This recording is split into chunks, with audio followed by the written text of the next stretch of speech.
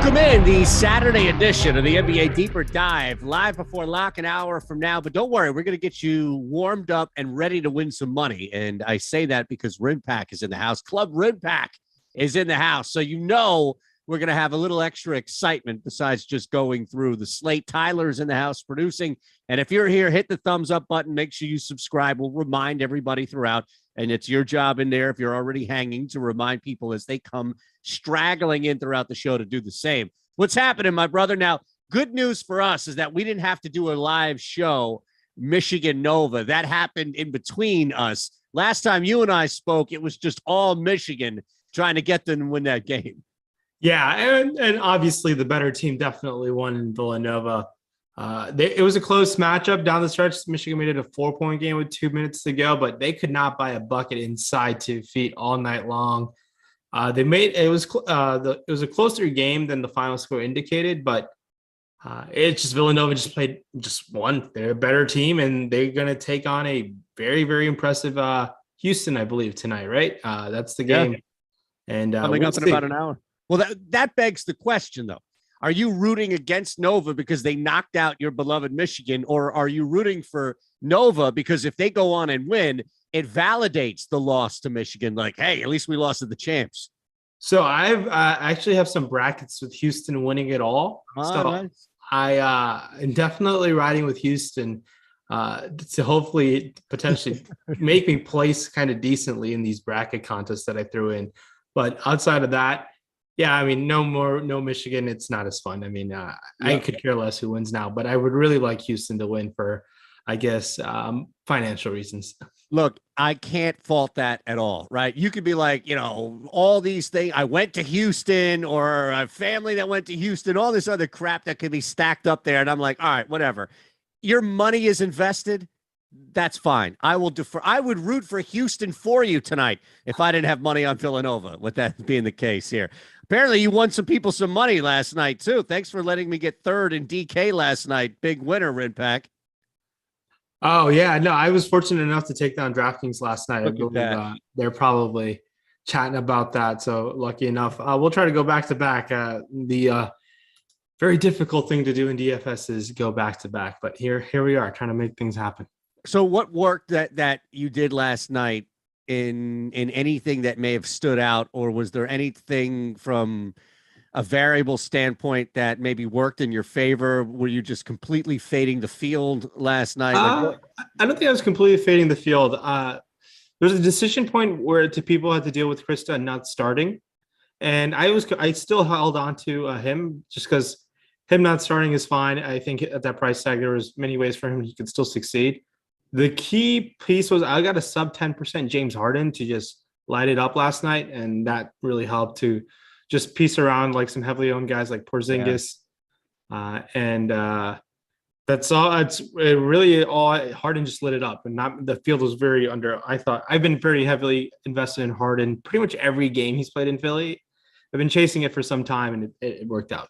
Awesome, brother. Good to hear, especially on that note as well. All right, so we've got 7 games tonight, and clearly the goal here is for Rinpack to go back-to-back and knock another one out, but also to give you all out there some information and insight on how you can get there, at least if it's second or third place, get up there to the top. Now, we have a bunch of guys injured. We have to factor in some guys that are out, as well as some late cues that we'll kind of pay attention to. So from an injury standpoint, especially some higher up, some pay up guys who are out that are definitely worth noting, is there anything that just overall from a strategy, just injury standpoint that jumps out at you with this slate? Yeah, it's going to be waiting on in the Milwaukee side of things. Will Giannis play? That he's marked questionable right now. I believe he'll give it a go. We're dealing with some Miami questionable guys. The team has been quite the circus over this past week. Jimmy Butler's questionable. They're on a back end of a back-to-back, taking on a Brooklyn team, potential first-round matchup there. Another key one to take a look at are both Wendell Carter and Shai Gilgeous-Alexander. So the whole Miami team is at this point questionable, so we got to keep an eye on what's happening there. And Indiana always has to pull some strings on us. So big news day. The news gets greater and greater as the season goes along. So it's going to be important to being able to pivot and adapt to the news presented to us. Yeah, I'm waiting on SGA to be cleared, at least on the books there, so I can slam some over PRAs. He's been an absolute just cash machine for the most part with there. All right, my friend. And again, you see it there as Tyler puts up the injury report. So every day we have this up here for you, Greg and Adam, making sure, Josh, pardon me. No, it's Greg and Adam, making sure that you have everything here ready to go ahead of time. You know who's out, you know who's kind of questionable, and then you get the analysis surrounding it as well.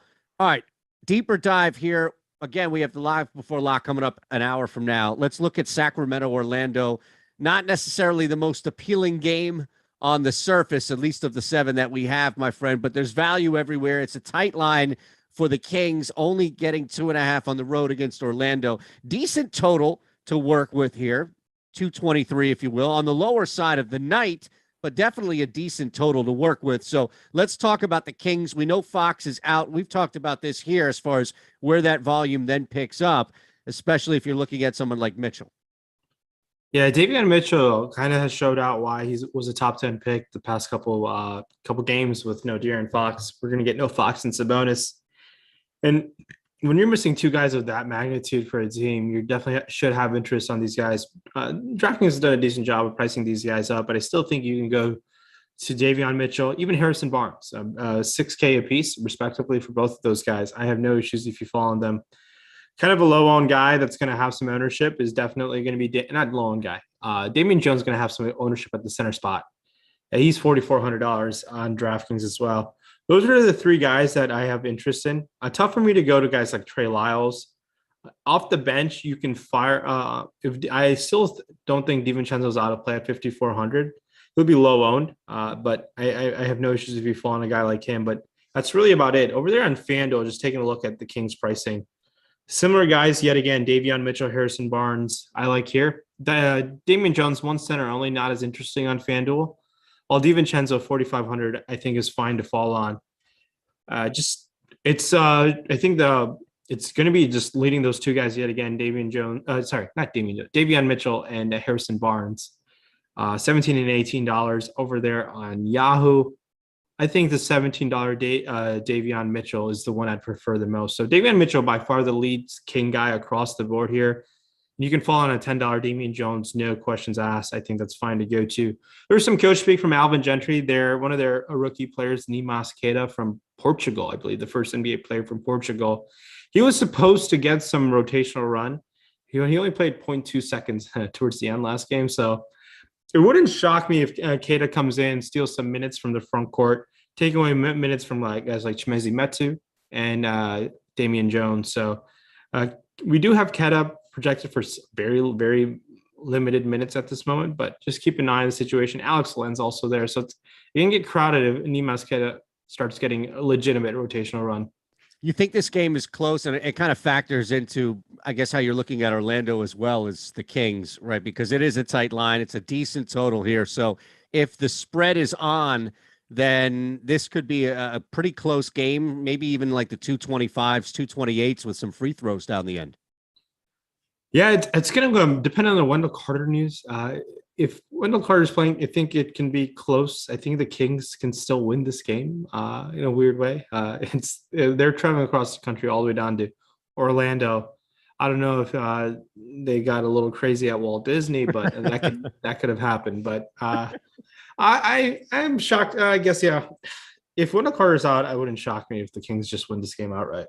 Okay, look, and that's another thing too, right? If you're looking to stack, or not stack, but if you're looking to get some value here on a lower, just a bad team, if you will, here in Sacramento, and maybe counter some of the lower owned guys, because a lot of these guys are there at the top. You mentioned Mitchell Jones and DiVincenzo. So on Orlando's side, there's going to be more leverage opportunities here because, especially with Wendell Carter Jr. up in the air, you mentioned that. So if he's in, let's look at that first and foremost. If he's in, what does that do on your approach with this game from the Orlando side? Yeah, when a situation like this happens, if Wendell Carter Jr. is in, it only helps Wendell Carter. It doesn't really help anyone else, right? He's going to be on the court, just taking away some usage from some other guys that we can be going to. Carter Jr. is elevated all the way up to $8,500, $7,600 power forward center. He's in play on FanDuel. Kind of out of play for me on DK, but Yahoo $30. tough to go there. He's fine. It's not the strongest value. But the ownership's like that as well. Can Carter Jr. put up 50 against Sacramento? It'd be an outlier performance, but it's Sacramento. They kind of suck. So I think Carter Jr. is fine to fall on FanDuel. This Orlando rotation will be interesting to keep an eye on. They continue to be without Jalen Suggs. So Marco Fultz should be playing today. So Fultz is in the picture. So Cole Anthony, 7,100. This guy's minutes have been nowhere near what they were earlier this season, but he's $6,100. 23 on Yahoo. He's all right to fall on. If I was going to play an Orlando Magic player today, it's tough to go there in any sort of confidence. It would probably be Cole Anthony if Wendell Carter Jr. is in. Mm-hmm. Now, if for some reason he's out, he's an outstanding play, and so is guys like Franz Wagner and Chuma Okeke. So big news implication will change this team. Great matchup against Sacramento. So I have no issues if you want to get above the field on a Magic player, but keep in mind their rotations have been kind of wonky of late. They've been going a little bit deeper than they have earlier in the season. So guys like Gary Harris are out of the rotation. Terrence Ross are potentially out of the rotation. Just auditioning guys like Admiral Schofield, Iggy Brasdakis. So it's kind of proceed with caution with Orlando across the board. Yeah, what about Franz there? He is getting similar ownership to Okeke. Is there anything, again, though, you're paying a little bit more, $1,100 more on DK, so it just may not be worth it at that point. Yeah. Different positions. I'm sorry, you can still roster Okeke at the 3 on DK, so may not be worth it. Yeah, it's tough to go there. I think there's some better value options later at night, so I think it's something that I'll be looking to pivot off of elsewhere. And Franz Wagner is consistent as it gets. It just seems like a lock for anything between 25 and 30 fantasy points. We barely see him get 40, so it's tough to go for the upside. Kind of your last guy in, maybe on FanDuel. Sure, you shrug your shoulders and move on, but I'm not too excited to go to Franz tonight. I would like him if there's no Wendell Carter, though. Yeah, and they're not up yet because of all the Wendell Carter news and up in the air info. And don't worry, Ryan Nelson, I see this super chat here. I'm not sure if you're locked in yet or not. So maybe if you're not, then Rinpack's going to talk you out of that major bet here. But Okeke, I'm just waiting for this to come up because if you look at 4 of his last 5 games, he's gone over that 1.5 mark. You know he's going to be probably plus money or even money to go over 1.5 threes. I'm dead on the Mo Bamba prop. He's no longer in existence in my world now here. He's burned me too much, and Eric Lindquist is too much ammunition against me. So I'm waiting this. This is a sneaky little one here because we'll see what happens. Hopefully this will be up before we get out of here. But I just wanted to drop that little bug in your ear there because if he pops up at anywhere from minus 110 or even like even money, I'm going to go over 1.5 for Okeke because I think he can get there. 3 of his last 5, he definitely, or pardon me, 4 of his last 5 he has. Yeah, if you get 1.5 at that line, yeah, I think that's worth firing off at, even if Wendell Carter Jr. plays. And even better, I'm okay with that. Carter Jr. is out, so.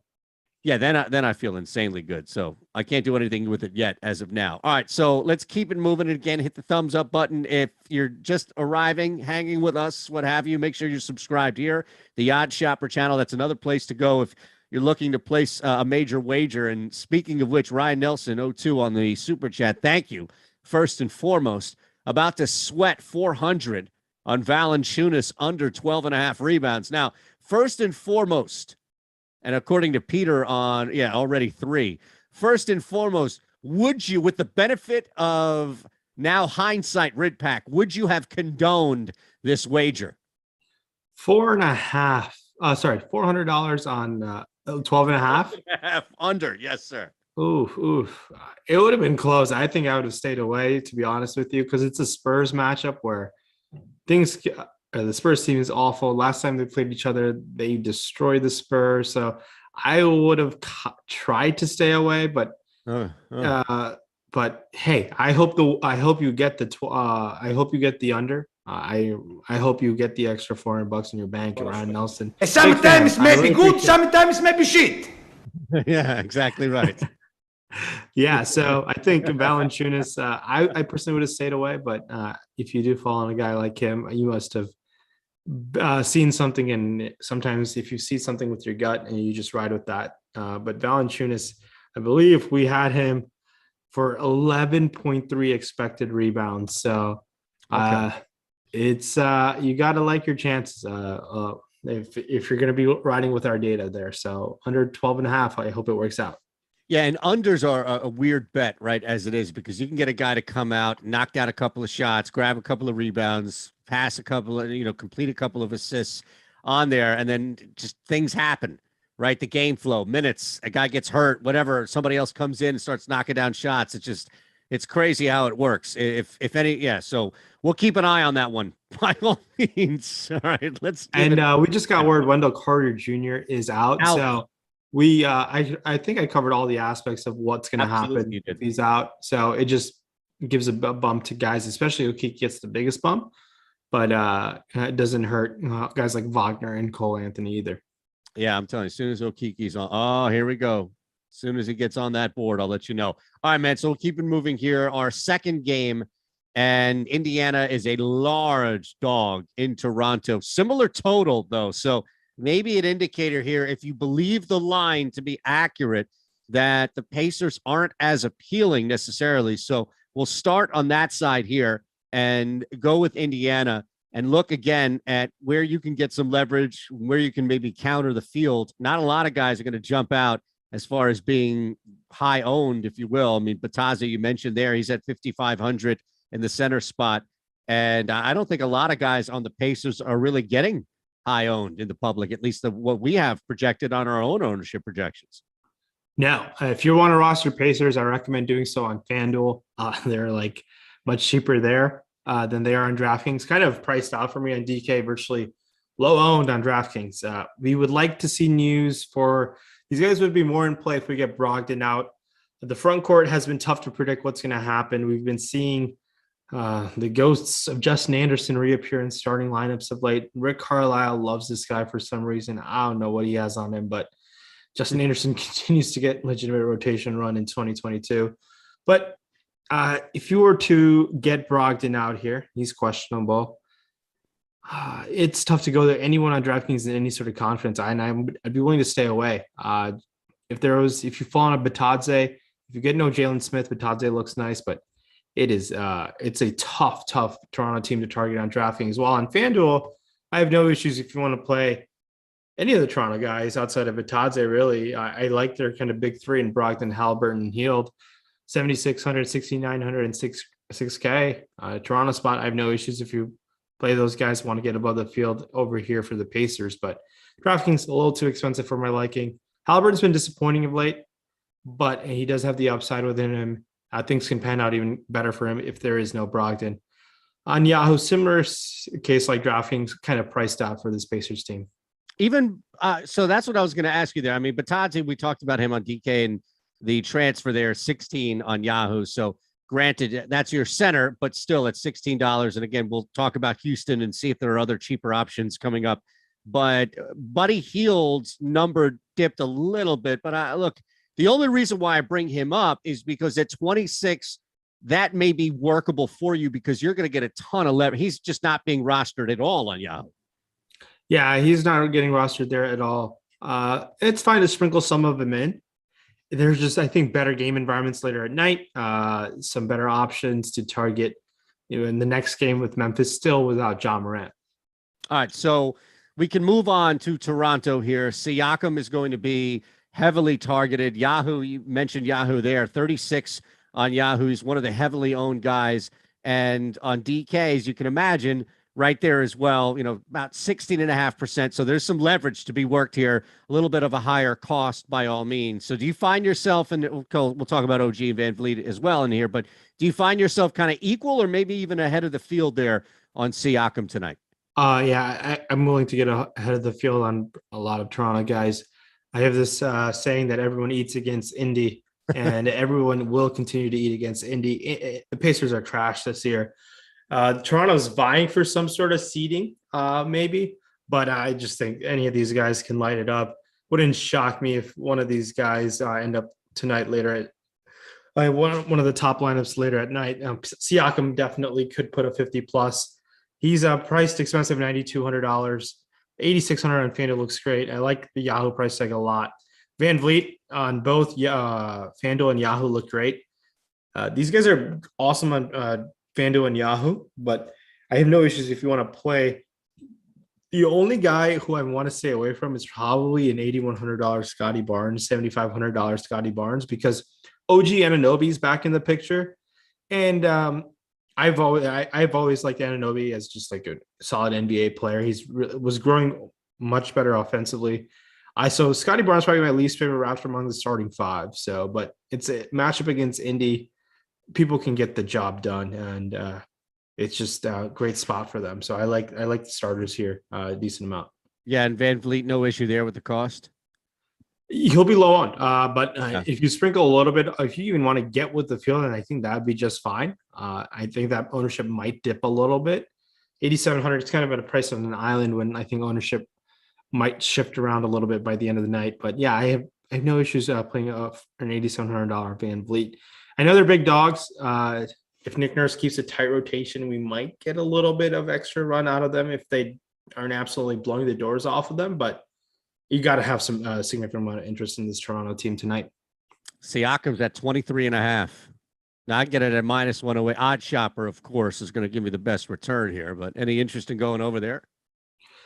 I want to stay away from the PR, the PA. I want to stay away from. I think just from a point standpoint, I would want to target Siakam tonight against Indiana, because I feel like if in fact it is a blowout, he can do the majority of the damage scoring, and I don't need fourth quarter rebounds or an assist to put me over a PR or PA.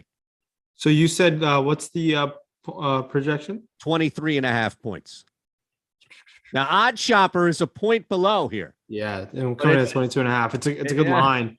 It's a sharp one. I get it. I'm not going to place it until, this is not like the 3-point wagers that I already have locked in.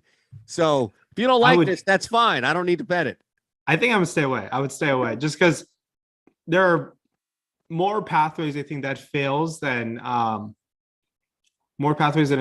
absolutely crushes. So in DFS, it's like a completely different aspect that you're looking at. You're looking for super ceiling performances. He could have that. Well, in a binary perspective in betting, it's like a yes or no thing. And I think there are ways that could definitely come back and hurt you. That's how I think, but fair enough. No, look, I want to know how you think. All right. You're here for a reason, my friend. You just crushed DK last night. Absolutely. You shouldn't have to qualify with like, that's how I think. Yes, we all want to know how you think. Milwaukee, let's look at Giannis out. All right. Because again, he's going to get a ton here, right? We still no word officially. So if we were to look at it from that standpoint and that he's out, how much is this changing everything else really on the entire slate with Milwaukee kind of in the forefront, if you will? Yeah, this is a very interesting situation. There's already no Drew Holiday in this situation. Drew Holiday's already been ruled out. Now, if Giannis gets ruled out, we got to keep an eye on what happens with how much Chris Middleton's going to shoot the ball tonight. He's 8,700, 7,700. Yeah, $33. He looked like an outstanding play if Giannis is out. And even you can take some chances on guys like Bobby Portis is expensive at 74, but $5,200 on Fanduel is awesome already. I think 23 is on Yahoo is just okay, nothing great, but Giannis being out would shift this whole team.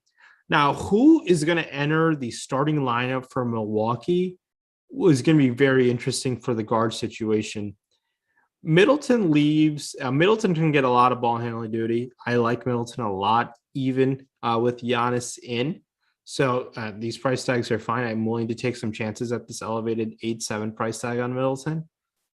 But we might even see a guy like Javon Carter start. George Hill might start at the min 3K. I don't want to jump all over the ownership if they start with the starter, just because so much of the usage still gets sucked up with Middleton and Giannis. I'll be more excited to go to the point guard if whoever starts between Hill and Carter. We might even see Pat Connaughton sighting starting. That could definitely happen, but it could. I would rather go to the point guard and more confident starting if there's no Giannis. But if Giannis is in the picture, he just soaks up so much of the usage. Tough to go there in confidence. None of these guys are outstanding value plays. One of them can certainly get the job done. It's really hard to it's kind of playing roulette there and trying to figure out which one does it. You can mix and match throughout your lineups, but it's hard to go there in confidence. Like they're not going to get much usage when you're sharing the court with Giannis and Middleton if Giannis plays. Yeah, and I wonder just how much if Giannis is out. Now, granted, it's one person versus two, so I get that there's going to be a little bit of spillover for usage, Rinpack, but Middleton could take 20 plus shots if it's just him out there, especially if this game is competitive. And I've seen that as somebody who has lost a Portis or Allen bet because Middleton just says, nope, all these shots are mine tonight, and I'm taking them. So I'm with you. And I would just throw it out to you that, and you kind of alluded to this, where even if Giannis is out, it doesn't necessarily mean an automatic smash for everybody other than Middleton, because that's the obvious one, but he still could suck up a ton of that usage. Yeah, and this news is really important news. My gut thinks Giannis is going to play. Okay. And if Giannis plays, man, I'm definitely willing to get above the field on a guy like him. Anytime a player can be the highest scoring player on the slate where there's some value to jam him in, I'll be usually above the field. And a guy like Giannis, yeah, he can get this. He can wreck this Memphis team in 3 quarters. So I do like Giannis if he goes. So it's big news. We got to keep an eye. Maybe we get the news during the show here. It's 5:27 right now. So we'll see when that news comes out. Now on Memphis's side, not waiting on anything here because we know Ja Morant is out, and it's just a matter of where you see that trickle down. We have a couple of guys that clearly you can attack here, from Brooks to Melton and others, but Tyus Jones is right there at the top, clearly, and on DK, just under 36% projected owned, and even more than Davion Mitchell, who's stepping in for Fox. So Tyus Jones at 5,100, is this your pivot tonight? Is this your cheap pay down option tonight at the point, or are you staying away from him and maybe countering a lot of the field, almost a third of the field? Yeah, it's tough to. I think it'd be a little too cute to leave off Tyus Jones. I mean, this game says remotely close to expect 30 plus minutes. At that price tag, 5,100, 5,300, even at the Yahoo price tag, 16, it's not as appealing, but I think you can definitely take some chances to get above the field on a guy like Tyus Jones. Makes a ton of sense. They kind of only adjusted Desmond Bane's price tag. Now, my favorite Grizzly to roster, as gross as it might be Dillon Brooks tonight. Dillon Brooks comes in at $58 and $6,100, 24 on Yahoo. I like going to Dillon Brooks. We're going to see the Dillon Brooks chucking game where he just thinks he's the best player in the world situation. He does this time and time again. He's been in the news for some other reasons. You can go to sideaction.com to check that out. But Dillon Brooks at 5,800, I don't mind falling on him. All right. Now, you're going to have some other options here on Memphis, right? Because Brooks and Jones are going to be the heavily owned guys on this squad. So are you looking to gain any type of leverage against the field going elsewhere here? You know, Bane, we mentioned him at 7,800. So that's going to be a little bit more. And then Melton down there at 5,300, a little bit more of a risk. But again, you're not getting any type of rostership really for him on DK. Yeah. It's tough for me to pay up for a $7,800 Desmond Bane. That's too expensive for my liking. He's been playing exceptional basketball at $7,800 at this type of slate. Can you look at him and can he get you 45? Yeah, but it probably doesn't happen that often in Milwaukee. So maybe it happens 1 or 2 times out of 100 times if they were to go up against Milwaukee. Just how I think Desmond Bane's game is. He's been playing really well. They kind of stole him in the draft. He fell to him so far deep, but yeah, I think my favorite Grizzlies in order. I want to stay away from Steven Adams today. I know Steven Adams has been balling out. Yeah, I just don't think this is sustainable from Steven Adams. It definitely hasn't worked out for me, missing out on these Steven Adams games. But I'm willing to go under the field on Steven Adams. But it's going to be Brooks and Tyus Jones, and then Jaren Jackson Jr. and DeAnthony Melton are like coin flips. If you want me to pick one, I think I'm going to go with Triple J. Triple J facing the ultimate matchup in Giannis. If he can stay out of foul trouble here, we can still call him. We can let go of his nickname of just like keeping his hands to himself. So he should be good to go. Now that is one that I did play earlier in the day because this is just the key to where if Jaren Jackson Jr. is out of foul trouble, he always has a shot to go over 1.5 threes. I got in at minus 108 earlier in the day, and this thing has moved up since. It's now with the same book that I got at Rinpax at minus 164. So you're talking about closing line. Now, I think a lot of that is predicated on if Giannis is out, there were people pounding props for Triple J, but yeah, I'm all in on that. I did see Dan on the chat ask about Desmond Bane over 3.5. He's averaging 3.9 this month, but he's coming off a 5 and a 6 make game. He's hovering around 3, way too much for me. So it's plus money though, man. It's plus money. Any interest in that? You need 4. You need 4 threes from Bane tonight. You can shoot against Milwaukee. Dan was right about that in the chat. He's just, he's 5 of 7, 6 of 10. And then you kind of get to where he is on average, which is, a 3, 3.5, kind of where he is. The last 2 games, he just exploded. Yeah, I can't do it. I can't. I want to stay away. It's this Milwaukee team. I know he's been playing well. Plus 126. I know you're getting plus odds. I would stay away. Okay. We'll see if the Giannis news comes in and maybe changes or shifts everything going on.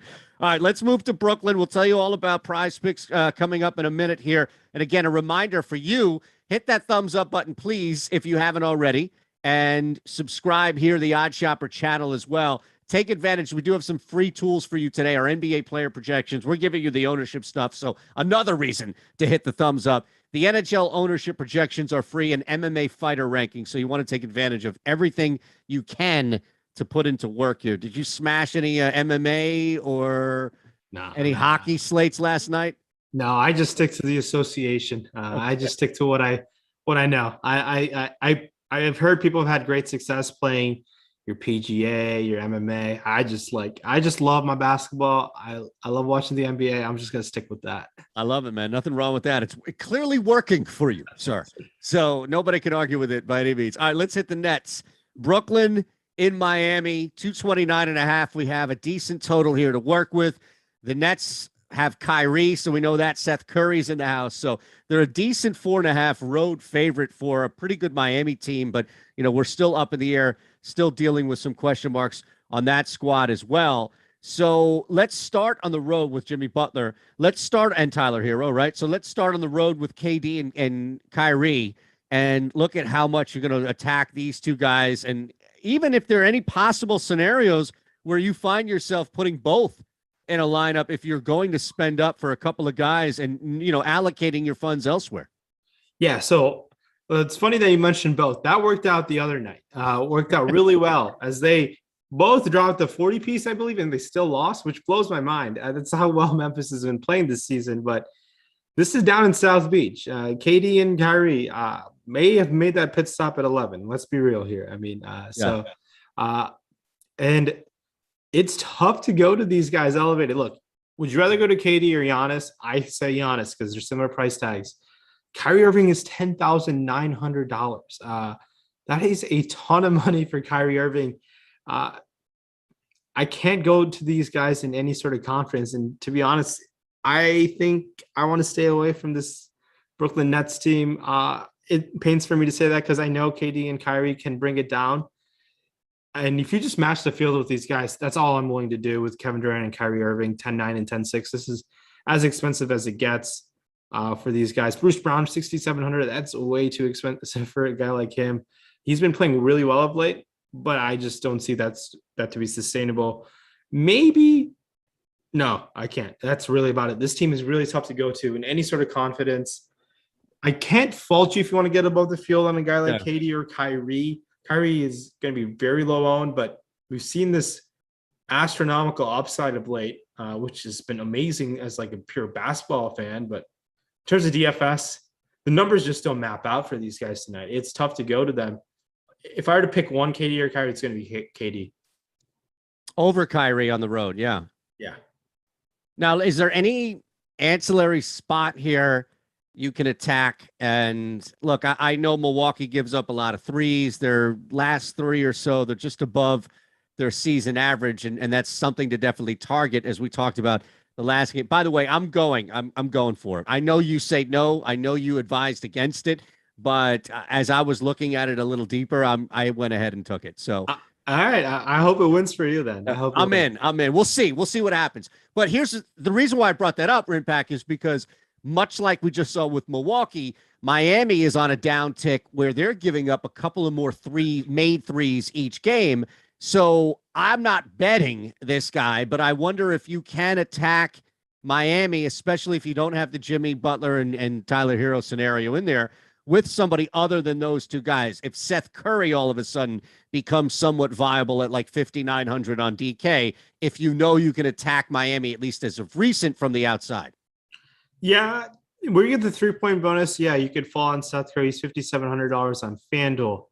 But still, we just touched on guys like in Memphis who are priced cheaper and project better. And I think that's so hard to ignore. I think when these guys project so much higher and are priced a little bit cheaper than these guys, I know those are the decisions and plays that win tournaments, but I think when a team is missing a guy like John Morant, I think you should be looking into that team and trying to pinpoint them. And then instead of, I guess, trying to take a lottery ticket with a guy like Seth Curry or Bruce Brown, when they're priced kind of towards one of their most expensive price tags we've seen them with this new team. And plus, when both Katie and Kyrie are going to play for the rest of the season now, their price tag will fall. And I'll be maybe next week when we do this show, I think Seth Curry will be in play. All right. So we'll flip it then because there's nobody else. You're not going to scrape Patty Mills out of the bottom of the barrel here, right? We're going to keep it moving to Miami.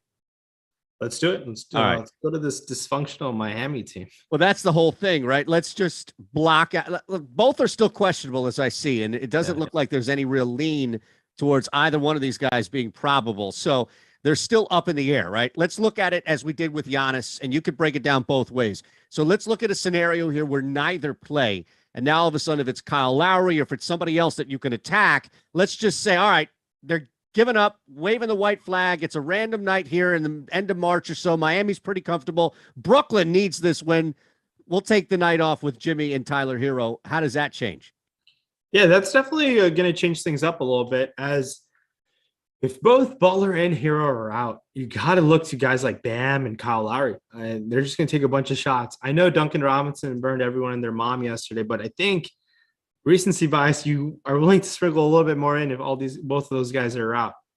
Now, if only Tyler Hero is out and Jimmy Butler plays, I like Jimmy Butler a lot at $8K, 8,400, even I believe a $35 price tag.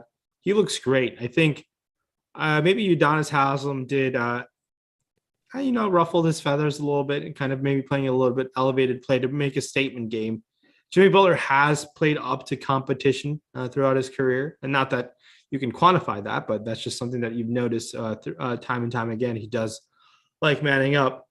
I'm out about as sneaky in this spot. I know he's getting some ownership on DraftKings, but if you were to give me one guy to roster on this Heat team, it'd be Butler over Bam. But if you fall on both of these guys, I have no issues because they're kind of priced favorably in a decent spot, a good spot against Brooklyn. And these guys all do get less interesting if Tyler Hero were to play, just because he's coming there and he's just chucking the ball. That's kind of what he's doing. But he's priced up. This is one of the more expensive price tags we've seen. Tyler Hero, $7,372, comes in at a $28 price tag. So in terms of the DFS aspect, if Hero's in, I can only go to Butler in some sort of confidence, but that's really about it. All right, that's fine. Look, if there's nothing more there, especially because there's so much uncertainty, then we'll keep it moving. And again, live before lock in 20 minutes, Greg and Matt coming your way. So if news information is not here with us, then they're going to be here and they're going to hit it. So don't worry. We have you covered right up until this slate locks. All right. From Miami to Chicago now, on the road in Cleveland, tight dog, and the Bulls have a couple of interesting options depending on how you were going to look at it from cost or really just our ownership, our kind of our projections here. And, DeRozan's going to be right up there, 8,900, 15%, but he's the highest that we have projected on Chicago. So I'm not sure if you're working any of these higher cost guys like DeRozan, Levine, but you can gain a little leverage there because they don't seem to be more than like 15, 16%. Yeah, this DeRozan, this Chicago Bulls team is kind of free falling. They've come down to earth quite a bit. DeMar DeRozan was $10,000, and we were riding that Michael Jordan streak for some time. After he missed that streak, this whole team has just kind of collapsed. This team has fallen down to earth. Right. They have not been playing good basketball. Now they're taking on a Cleveland team. And if you're to roster one of these guys, I think Vooch is a little too expensive at $8,400 on DraftKings. But I think DeRozan and Levine, I prefer Levine. I think both of these guys are fine. 7,900, 7,700. I do prefer Levine just because you're getting a little bit of savings on FanDuel, but that's it. That's really about it. I never like rostering guys in the bottom end. Like your Ayo Dosunmu, he's came down to earth. Your Kobe White, your Javonte Green. I stay away from this team. And Patrick Williams is now playing consistent minutes. It's tough to go there. And Alex Caruso, I know he's kind of a darling in terms of just like a fun guy to play, but he is not producing at great fantasy wise. And his minutes are kind of all over the place. He is starting.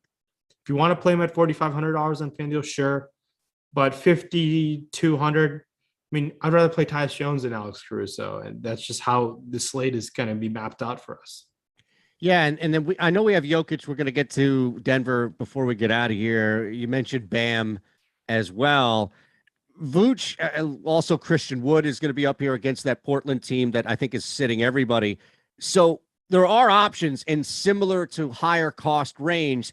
Vucevic is clearly not any pivot by any means, but when you start to look at all of the guys I mentioned, even Christian Wood's getting a little bit more ownership. There is somewhat of a pivot if you were going to go with Vooch as a center tonight.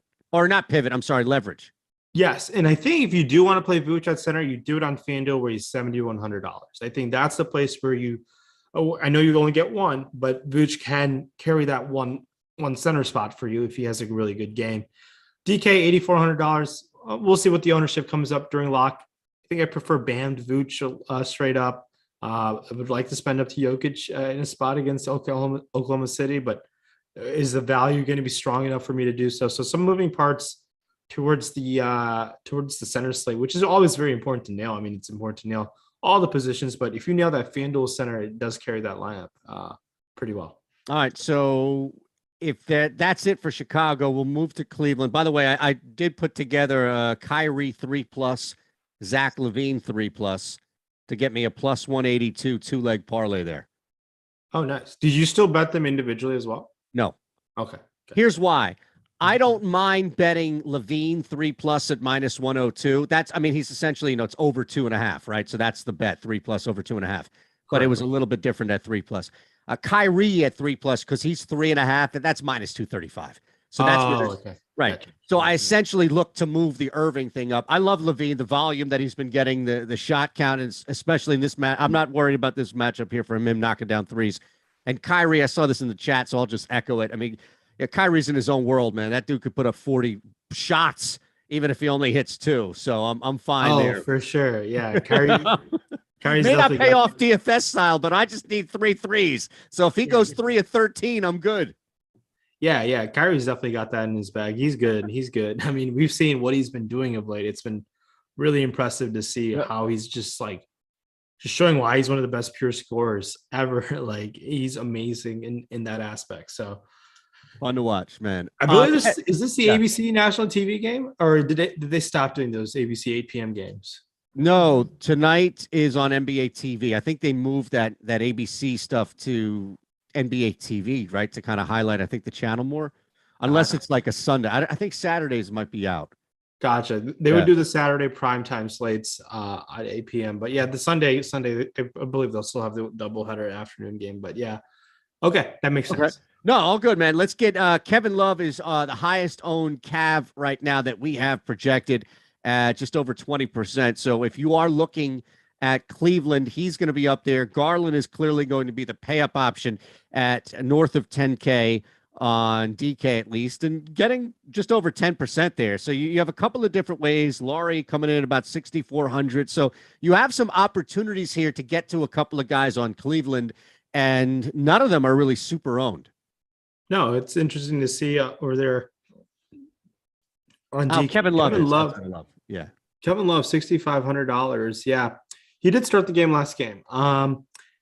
We'll keep an eye. Maybe they change up the starting lineup again. We'll see what JB Bickerstaff does, and keep an eye on that. I'm not fully sure if he's starting unless if News God's around. If he got like a confirmation coach quote that Kevin Love will continue to start, I'm just going to be proceeding with caution with Kevin Love just a tad bit right now. $5,500 on Fanduel looks great, but I'm just going to be proceeding with caution a little bit. Looking at guys like Mobley and Garland, they're too big. Like they've been amazing of late. Just trying to this whole season, it's been a renaissance for this Cleveland team, just mainly on those two guys. Mobley and Garland are fine to go to low-owned guys. Are there better guys who project better point for value and stuff like that around their positions? Yes, but they have an upside within them to take things down. We did a good word, Larry Markkinen taking on his former team. So Markkinen comes in at $6,400, $59. I like him on Fanduel compared to DK. Okay, the one guy who I'm interested in looking at, Karis LeVert hasn't played 30-plus minutes in a while. There was word that they were going to play him more down the stretch a little bit. I know he's nursing back from injury, but he has not played 30-plus minutes since February 12th, so it's been a long time. So he played 23 minutes last game. I would like his usage to go up. But he's the type of guy I'm willing to take a absolute tournament flyer on, just like getting a little bit, like just a few lineups with Karis LeVert. Because if for some reason JB Bickerstaff is just going to play this guy 30-plus minutes, shout out to Michigan, he could get you 30, 35 fantasy points, and that can definitely get the job done in a matchup against Chicago. Yeah, and I know better to ask you about Okoro, right? You're not going to run with him ever. Oh, hell no. I even was looking for a 3-point prop that I could squeeze in there, just, a little bit. But then, you were telling me how you'd root for Nova outside of the money that you have on Houston. I'm thinking, all right, I can't do that to you. Now, Isaac Okoro, we didn't touch on like the PJ Tucker. He's just going to be on there playing football against Kevin Durant. But like Okoro, that guy, whenever he kind of like comes in as like an optimizer play, I just cannot deal with that guy. He must be a decent NBA defender. He's talented coming out of school, but he just has not translated any sort of offensive game whatsoever. I love it. All right, so from there, let's keep it moving here. And again, hit that thumbs up button, please. If you're hanging with us, we've got nearly 1,500 eyes on the show, sets of eyes on the show here. So we can get that thumbs up to a little bit higher of a ratio here, by all means, please. That's all we ask. And again, if you're not subscribed, make sure you're subscribed here and the Odd Shopper channel. So let's hit OKC. And again, you mentioned SGA kind of waiting on some news. They are a ridiculous 15-point road dog in Denver, high total as well. So again, if you believe everything on its surface, this is an absolute rout by Denver, which could impact how much you are getting to Jokic, Barton, Morris, and others. So let's start with OKC. I don't know how much there is here, but let's just look at the Thunder first. Yeah, it's tough to look at this team. Last time they played, they beat this Denver team in a pretty shocking manner. But yeah, if Shai Gilgeous-Alexander plays, I mean, you could go to him. He just goes there and chucks, but I'm not even that interested in going to Shai. It really would just make me disinterested in this overall team if Shai goes out and plays. Now, if Shai were to be out, I think you can go back to guys like Trey Mann, Isaiah Roby, any of those guys, and even Pokuševski. Shai Gilgeous-Alexander playing, it's similar to the situation I mentioned earlier. It only helps him. It doesn't help anybody else. So I want to stay away from this OKC news until we get some confirmed like starting lineup with Shai in there. Shai has seen the upside of him dropping 60+. That's the only reason I'd be willing to roster some of them. Fanduel $9,800 has been playing really well, but it would shock me to play him. Their coach has constantly said he comes out and says he's been dealing with a really, really sore ankle after games. Maybe he gives it a go. So there's no guarantee, even if Shai plays, he's going to play full minutes. That's how I'm proceeding it. So it's kind of just a stay away from me right now. I got to proceed with a little bit of caution here as well. Yeah, no, it makes sense. And again, that's the nature of what we do here with the 10 minutes we have before lock. And then we still have across the board a ton of content leading up. So if news comes in, that could change everything by all means. All right, so let's flip to Denver then and see how much you can attack the Nuggets, knowing that this is a ridiculous line and it probably gets even worse if SGA is out. So let's look at Jokic right there, who's getting a lot, clearly, quarter of the field getting to Jokic there, but also anybody else you're looking at with Denver. Yeah, Jokic can get the job done in 2.5 quarters. No questions asked against the Oklahoma City team. 12K, 11.6. 11.6 on Fanduel. Looks pretty outstanding. 12K, you would like 60 plus at the minimum on a slate of this size. But looking around here, other guys who could just do some damage, probably Will Barton or Aaron Gordon. I would go to Will Barton, $4,800 on Fanduel. That's the place I would target. These guys are priced appropriately on Yahoo. No one really sticks out. I don't mind taking flyers in DeMarcus Cousins. There are multiple ways where this guy can get it done in limited play. If it's 16 to 18 minutes, he can put up 28 fantasy points. Now, if there's a blowout, which obviously seems like could happen based on Vegas lines, I think going to Boogie Cousins is fine. I know he's $4,100. There is some ownership. People are buying into this Boogie thing as well. 5,300 on FanDuel. I want to stay away from that price tag, but Boogie over there on DK, he might just run with that second unit and just put on a show.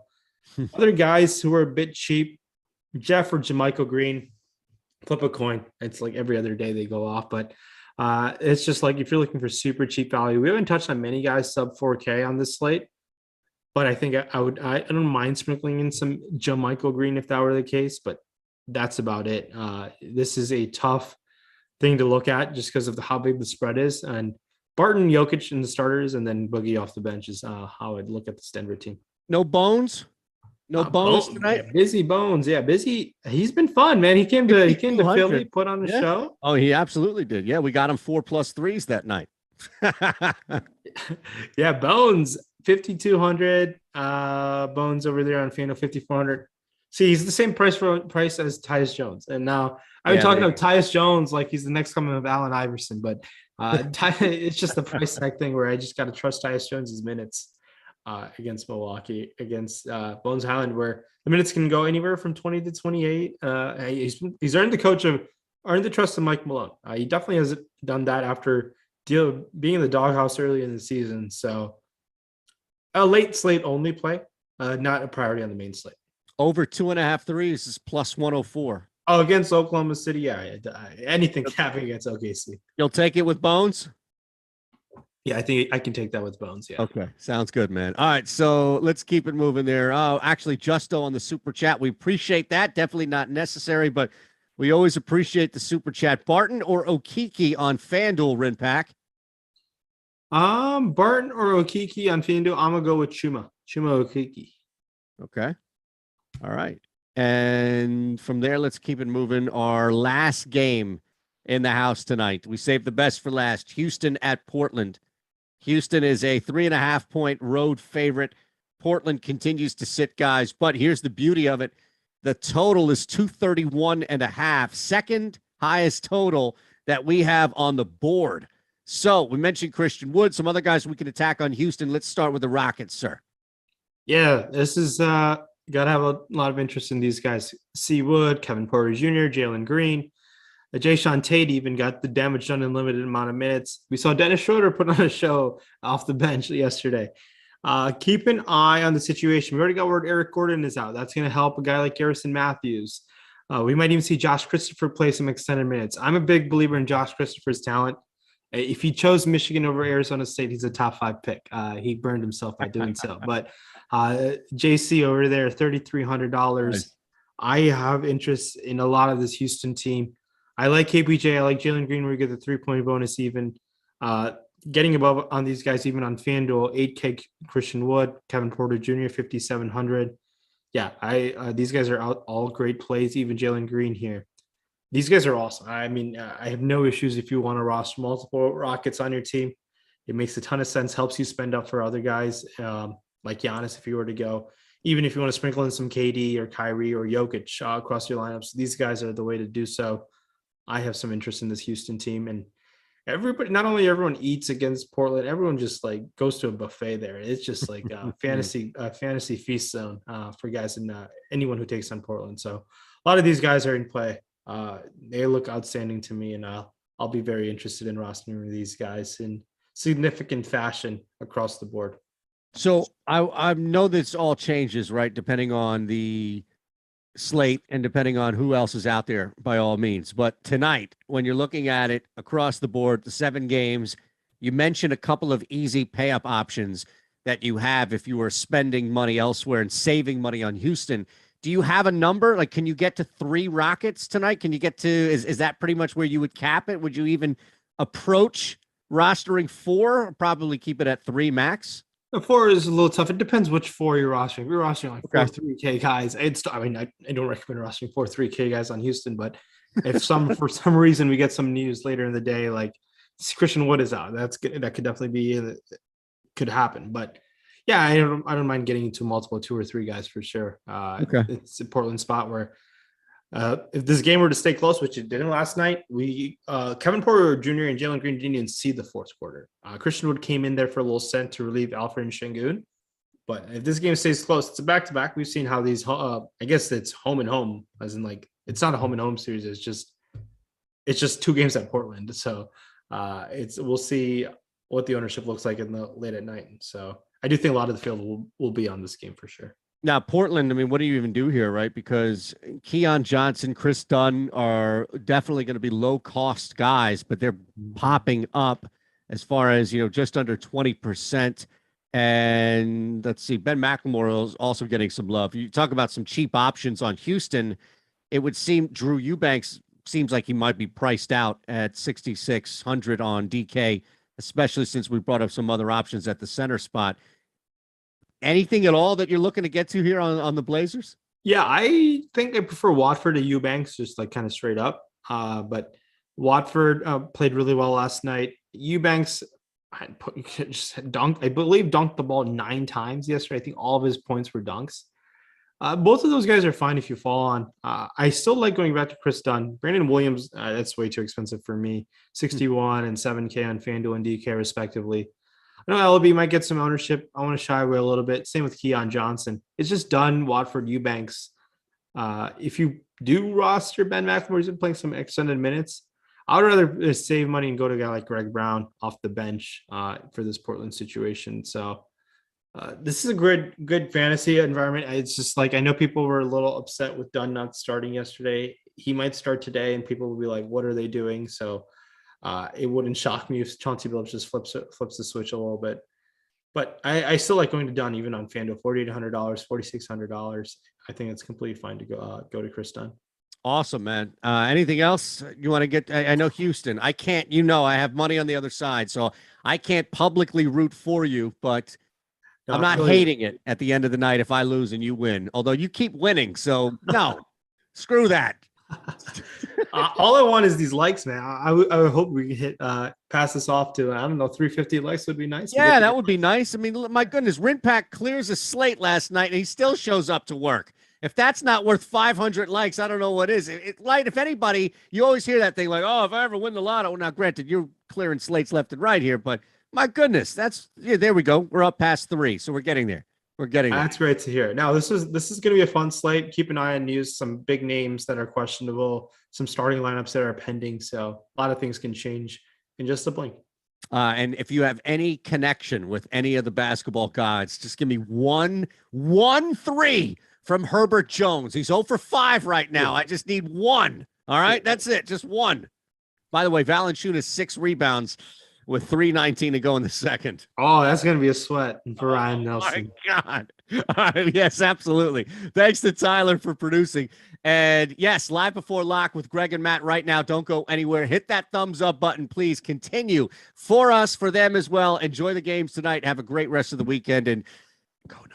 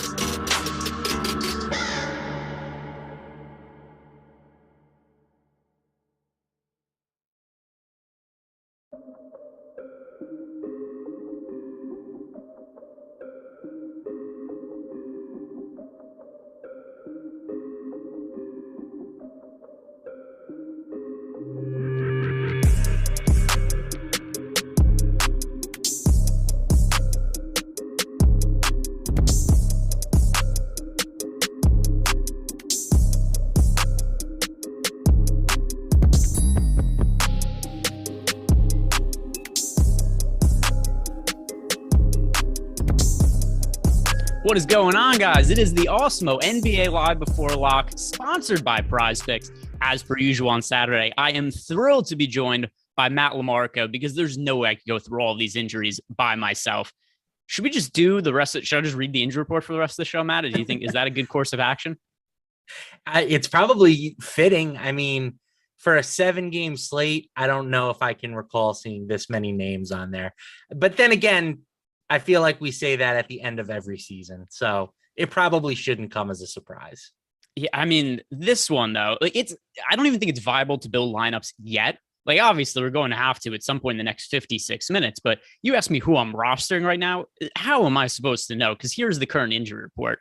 And I'll only read off the important names, and it's still lengthy. Giannis Antetokounmpo, questionable. Jimmy Butler, questionable. Shai Gilgeous-Alexander, questionable. Tyler Hero, questionable. Malcolm Brogdon, questionable. Goga Bitadze, questionable. Jalen Smith, questionable. Caleb Martin, questionable. PJ Tucker, questionable. Victor Oladipo, questionable. Duncan Robinson, questionable. Dwayne Washington, I guess we have to include him as an important player because there's so many players for the Pacers on the injury report that if Washington gets ruled out also, then we're looking at another situation possibly where it's Justin Anderson in the starting lineup playing, however many minutes he can handle without getting into foul trouble. How are you approaching the slate as of now? Yeah, I'm kind of operating under the assumption that for sure Shai will probably sit. I just don't see why he would suit up for the Thunder. I think I'm operating as though Giannis will sit just because they're already without Drew. So why not? And I don't know from there, to be 100% honest with you. It's like you said, this seems like a good day to be pretty fluid and kind of try to adjust to the news.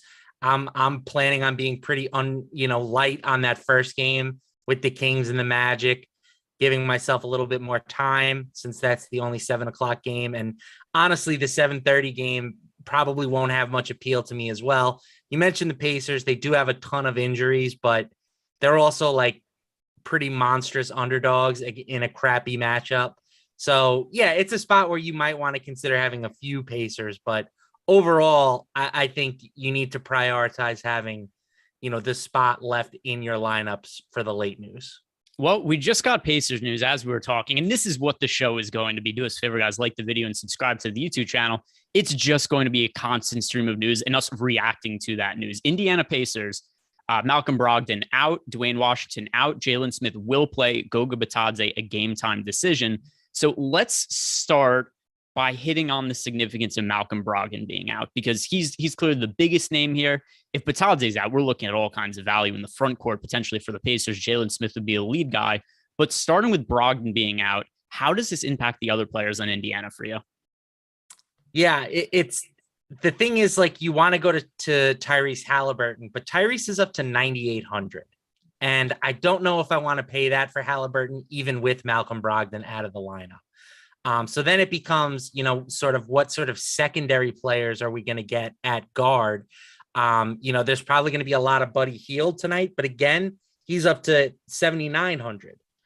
So these are two guys, just going off of our Awesemo projections right now, which do have Brogdon in the lineup, they're grading out as awful values. So even once we remove Brogdon, I'm not sure it's going to be enough to make them sort of viable at these elevated price tags. Yeah, I agree with you. And it was something also when I did the strategy show this morning with Adam is we've got Halliburton is so expensive today that there's other guys I'd rather pay up for. And everybody knows about my affinity for Nikola Jokic. If I'm paying up for somebody on this slate, it is going to be Jokic. And that's a little bit prohibitive if I would to go out and end up rostering somebody like a Tyrese Halliburton, because Halliburton is $9,800 over on DraftKings. We look at his Fanduel salary, and Halliburton is priced at, where's Halliburton on Fanduel? 7,600. So that's a more reasonable price point. Yeah. But once again, the matchup I think is kind of difficult enough that it doesn't make him a priority play, but 7,600 for Halliburton on Fanduel, at least the DK price point, I think we could write off, but talking about him on Fanduel, is that someplace you'd be more apt to play him at 76? Yeah, that seems like a pretty good price tag for him. I mean, anytime you're talking like a 2K discrepancy from one site to the other, you should almost always be interested in the player on the site where they're cheaper. Halliburton has played pretty well since arriving with the Pacers, 1.09 Fanduel points per minute over the past month. I imagine that number is higher when you take Malcolm Brogdon off the court, Chris Duarte off the court. So yeah, I think 7,600 is a spot where I will have some exposure, but I'm definitely not going to be going overboard on the Pacers. Because again, I think there's a lot of blowout potential here. And if there's one player who will come off the court late in a blowout, it's going to be Halliburton. Now, what about the guys in the front court, though? Because Goga's still officially questionable, but he's somebody who's been a pretty good points per minute fantasy producer, and he does have a more reasonable price. Now, this is going to be different. So Halliburton, we prefer on Fanduel, but then we look at Goga. He's 5,800 on Fanduel, so a little more expensive than he is on DraftKings, where he's 5,500. But the other thing that's key here also, we could play two centers on DraftKings, just one on Fanduel. So I look at Goga as being a much better play on DK than Fanduel, especially now that we look at in the front court. We are now missing a total of, Chris Duarte, who plays front court minutes sometimes. Dwayne Washington could as well. Isaiah Jackson isn't in the mix. So really the only two bigs that this team has available, it's Goga and Jalen Smith. So I look at Goga and Smith as both viable Terry options. Taylor. They throw him at center when there's no other option. He's 6'5", though. They had him out there against Steven Adams the other day, and was that a massacre? It was just like Steven Adams might be the strongest player in NBA history. Yeah. And I don't even think that's an exaggeration. He is a mountain of a human being. Remember, who was it that he picked up and carried across the court a month ago or so? Do you know what I'm talking about? I don't know, but there's a clip of Jimmy Butler when he's like, that motherfucker's strong. Yeah, well, in fairness, everybody's strong to Jimmy Butler. Jimmy Butler, a gust of wind comes and he breaks. The man couldn't be any more frail. Also, as some people in the chat might point out, there's no Reggie Miller, there's no Rick Smits for the Indiana Pacers as well for today, as long as we're really hitting on the injury report here. But just making sure we hit on all of the guys here. Goga, I still like on DK, but what would you be looking at here if Goga, who's now a game time decision, does not end up playing? Would that make you want to get to Jalen Smith? Yeah, I think the thing to keep in mind with Goga is, his playing time has been up the last two games, but those were games without Jalen Smith in the lineup. And now Jalen Smith is back. So I think either way, Goga gets his workload cut into. I'm not particularly interested in him at 5,500. The more appealing situation would be that he's ruled out, and then we can go to Jalen Smith, in my opinion. Like, I think Jalen Smith, also a very efficient per minute producer, 1.13 DraftKings points per minute for the season, 1.18 over the past month. So I'm definitely interested in him if he's going to get an expanded workload. And then the rest of my Pacers interest will be, like the Lance Stevensons. You mentioned Justin Anderson, who might have to play 40 minutes tonight, probably have some of him as well. So that I think is where my primary focus will be on like the real cheap guys. Yeah, and I don't know what people are talking about. Jimmy Butler is strong. I guarantee you, if we both did the combine, I'm doing more reps on the bench press than Jimmy Butler. What are these people doing these days, Greg? 23, 24, 225 on the bench? Bro, I lift 5 pounds over my head like it's nothing. Butter. Jimmy Butler has missed. How many games has Jimmy Butler missed? And I guess with the Miami Heat injury report, also one of the reasons it's so hard. I listed all the players that were listed as questionable before. It's 1, 2, 3, 4. There are 6 players listed as questionable on the Heat injury report right now. What do you do with that? There's going to be a lot of value there, I assume. I tend to think a lot of those guys won't play. We'll see though. How about let's try to talk about the players that we do know are good value plays as is, and then as more of the value comes or more of the injury news comes through, we'll talk about the ramifications of that. So let's talk on guard here, and at least as of now, given the information we know, who are the players that you are for sure going to be playing at guard?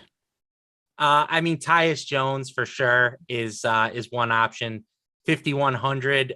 His price still really hasn't caught up to the fact that he is the starting point guard for the Grizzlies. No Ja Morant, at least at the moment. Who knows how much longer he'll be out. But yeah, at least 30 DraftKings points in 2 of his last 3. He's playing roughly 30 minutes a night. He's averaged over a DraftKings point per minute over the past month. I think 5K is still a good $1,000 too cheap for him. So yeah, he's sort of the primary guard that I'm building around tonight.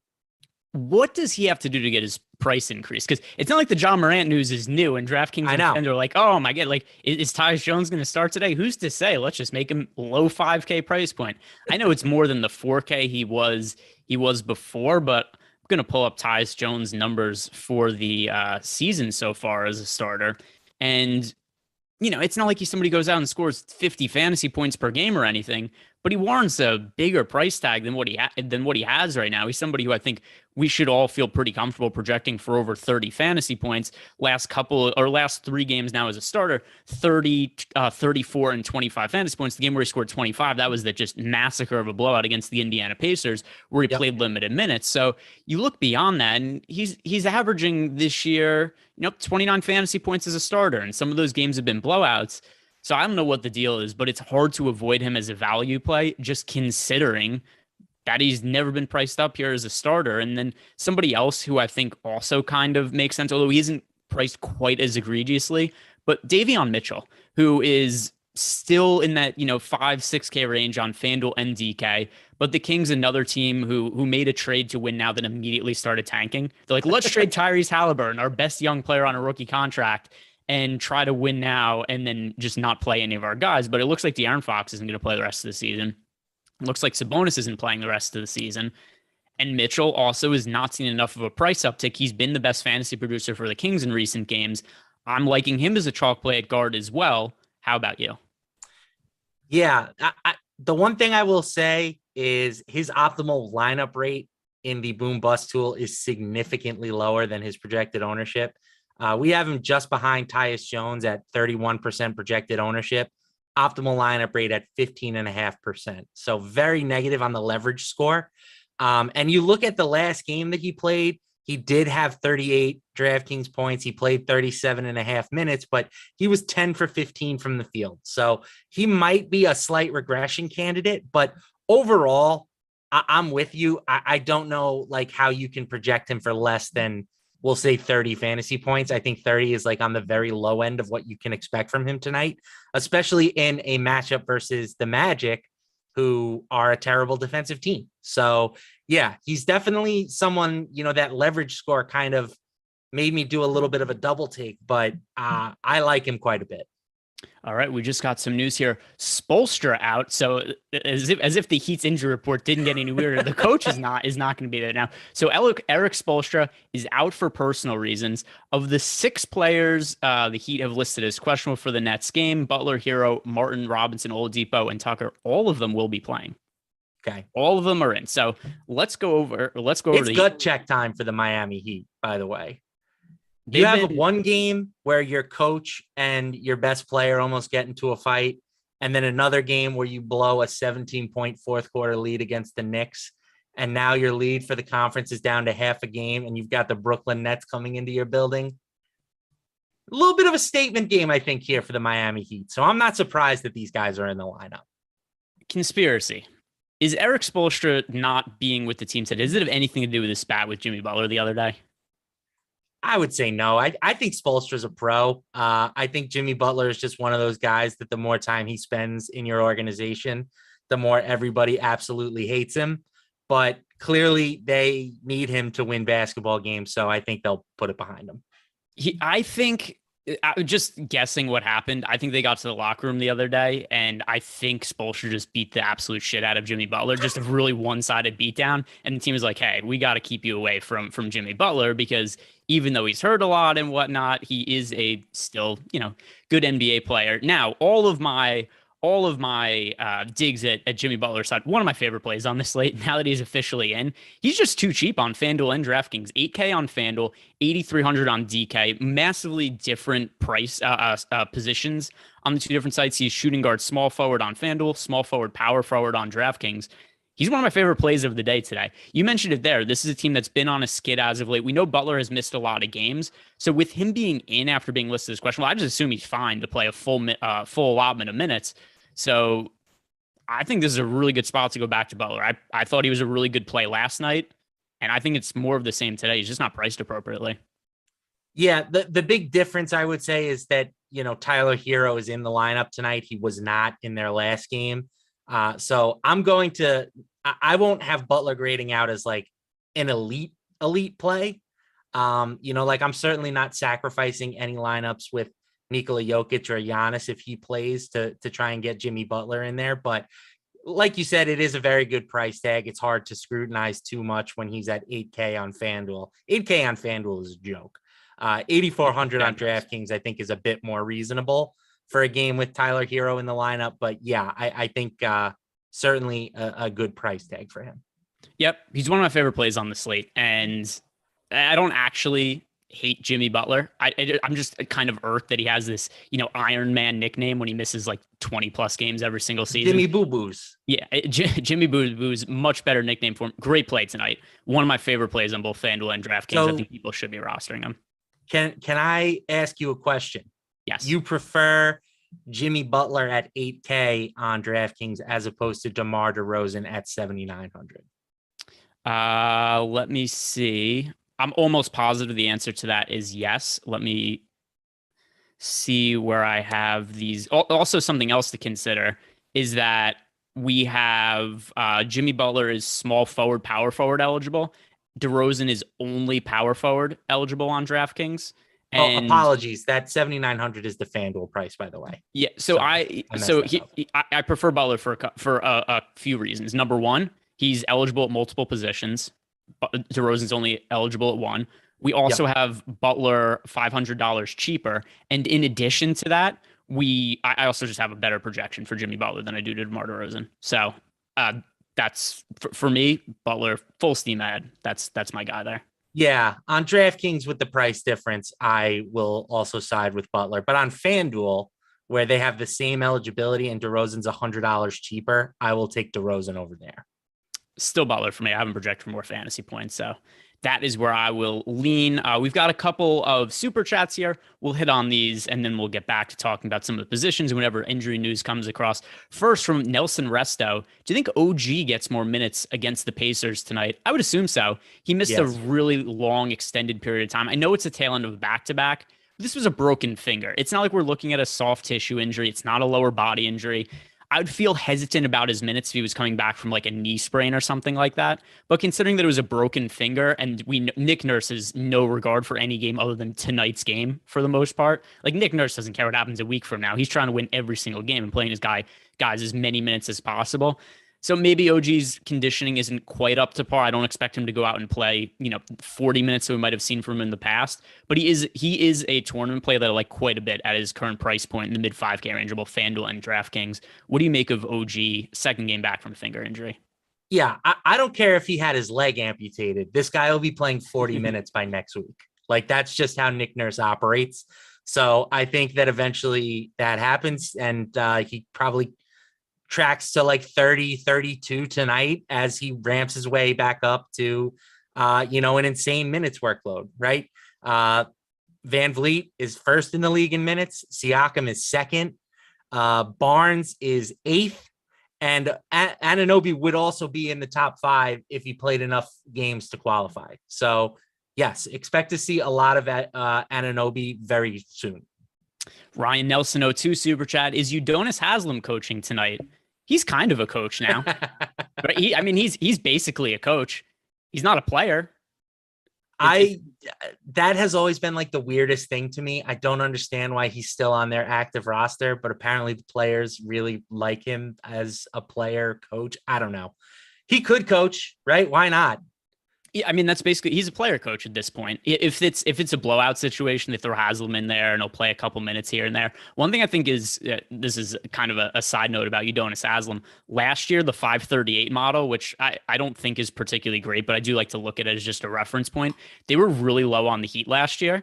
And one of the main reasons why is because they had Udonis Haslem as a guy who was playing like 12 minutes per game as one of the worst players in the league. So he was individually really dragging down the Miami Heat's individual rankings. Just a little side note there about Udonis Haslem. Is he coaching tonight? More or less, yes. Another super chat here from Cheyenne DeWald. Halliburton on FanDuel, is Dunn viable tonight?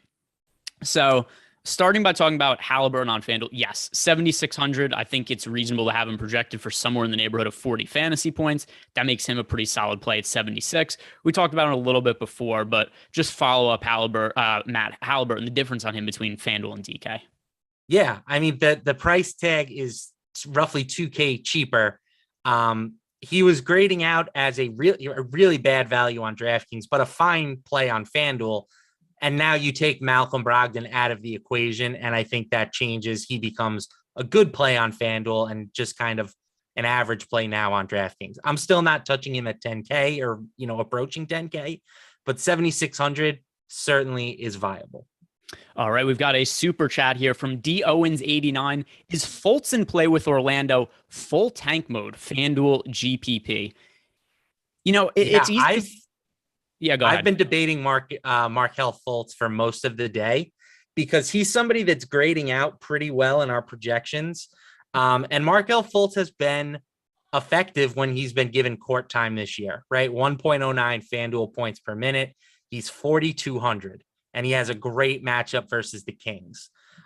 So if you think that there's a chance that he sees a couple of extra minutes tonight, then I think he definitely has some tournament viability.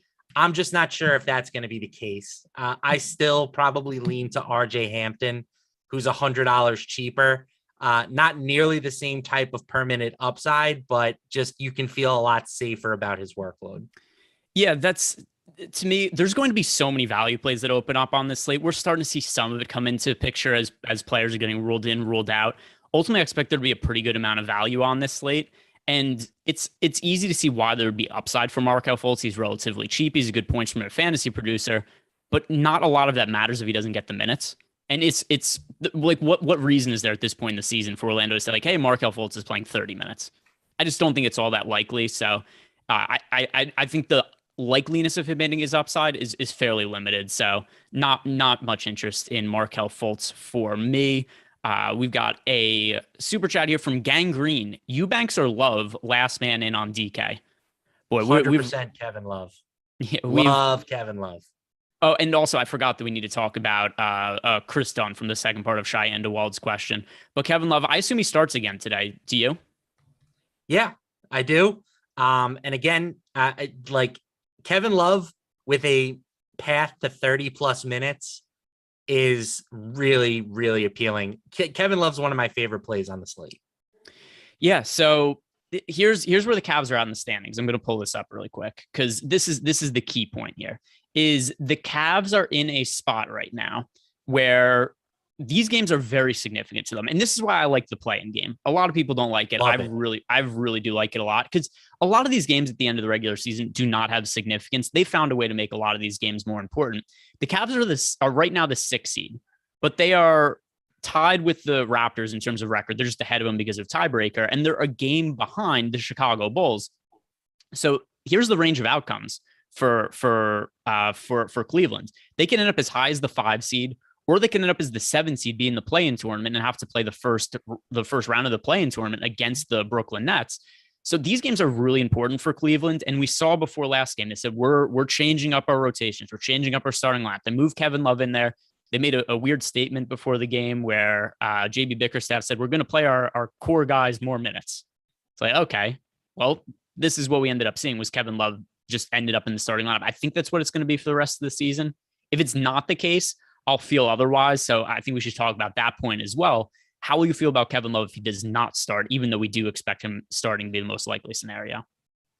I still think I would have some interest, but it would decrease, right? I think even if he doesn't start, his minutes are still up from what we saw from him early in the year. Like he probably plays 26 to 28 minutes off the bench as opposed to, 32 as a starter. So I still think he'd be able to pay off his current salary, but you would obviously prefer him to be in the starting lineup.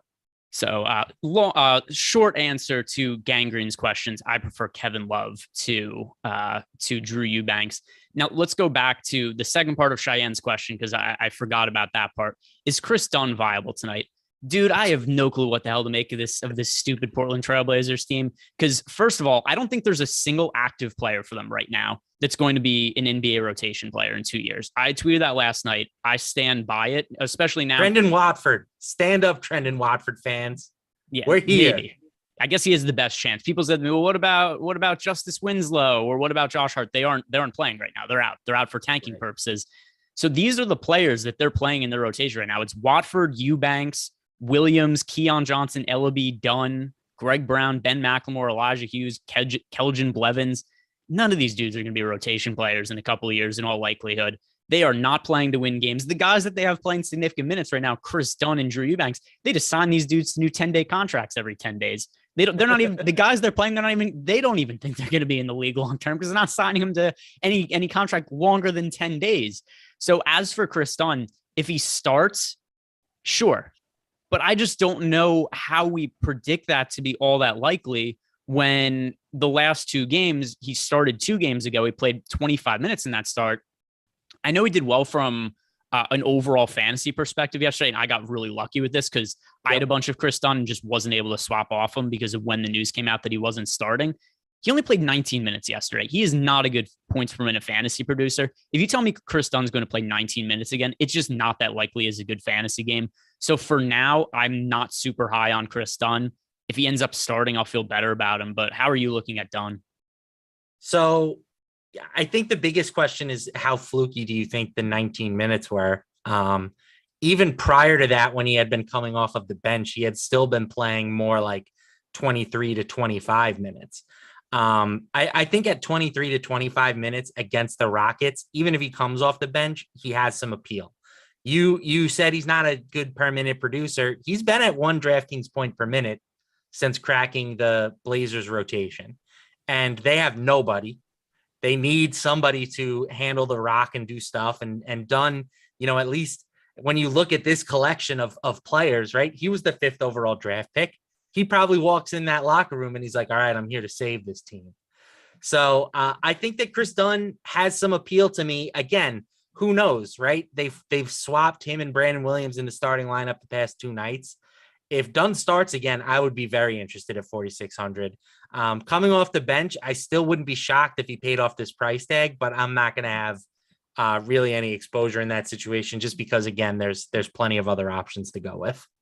All right, let's talk about the Caris LeVert news that just came in, which is Caris LeVert is not going to have a minutes restriction going forward. Interesting. And I don't know that means he plays a whole bunch of minutes now, though. Like, how many minutes do you think we could anticipate from Caris LeVert now that he does have a minutes restriction? Does that just mean he plays 32 now? He hasn't been playing all that much recently. I don't know. I think it makes him an interesting tournament option, but I think it increases his ceiling, but I don't think that makes me love him all of a sudden, unless we find out that he's starting today. No, for me, it if anything, it's just kind of a detriment to some of the other Cav guys, right? Like I mentioned Kevin Love, love Kevin Love. If we're going to bump Caris LeVert up to 30 minutes, it's possible that some of those minutes come at the expense of Love. Some come at the expense of Garland, who's been playing, 40 plus minutes a night. Some come maybe from Lamar Stevens and Isaac Okoro. So I think just trying to figure out how many extra minutes he's going to play and where they're going to come from is going to be the biggest sort of question you have to ask yourself here. I'm with you. I don't think that I have any interest in playing Caris LeVert. I don't think that he's going to go from playing, 24 minutes to now all of a sudden he's playing 38. But I do think maybe we need to reduce our expectations for some of the other Cavs options. Yeah. And I think now we are all caught up on the news that we've had come in. So let's just get back to the guard position. And we talked about some of the chalkiest players there that I think are good options to build around, like Tyus Jones, Davion Mitchell, guys that I think should be in cash games. Other players that I think are going to be good looking options today, Fred VanVleet on both Fanduel and DraftKings. I wasn't sure how much I was going to like him earlier in the day, but particularly on Fanduel, he's just a little bit too cheap. Gary Trent has been ruled out, so that's a little more usage going to Fred VanVleet. I like him a lot. He's somebody that I think makes sense as a core play, as does Dylan Brooks, because we have Dylan Brooks. I think we're going to start to see him play more minutes. He played 34 last game. John Morant is still out.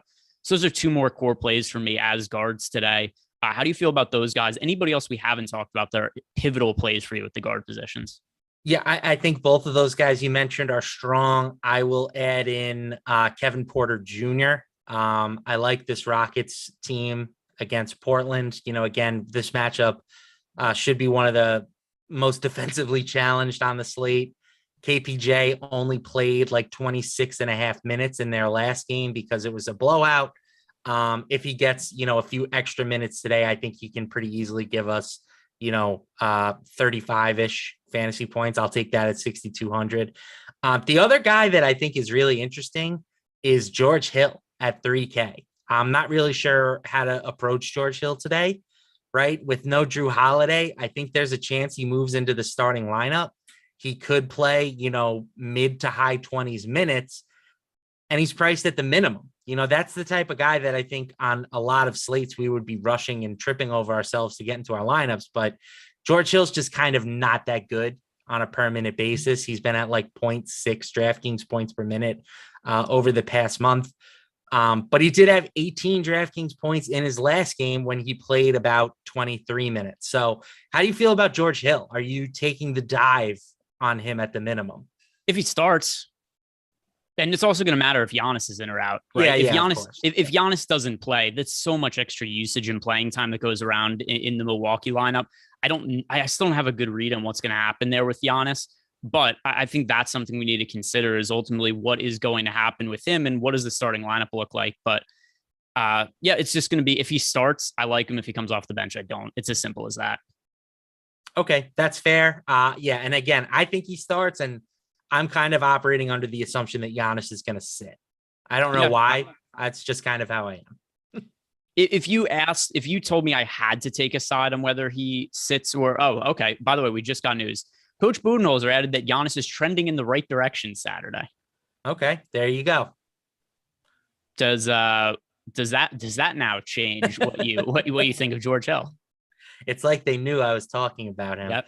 I still think if he's going to start and play mid 20s minutes, I'm interested at the minimum. His ceiling is certainly lower. I don't think he's got like a 30-point game in his range of outcomes, but if he can get us to, 20 DraftKings points, would we take that on this slate?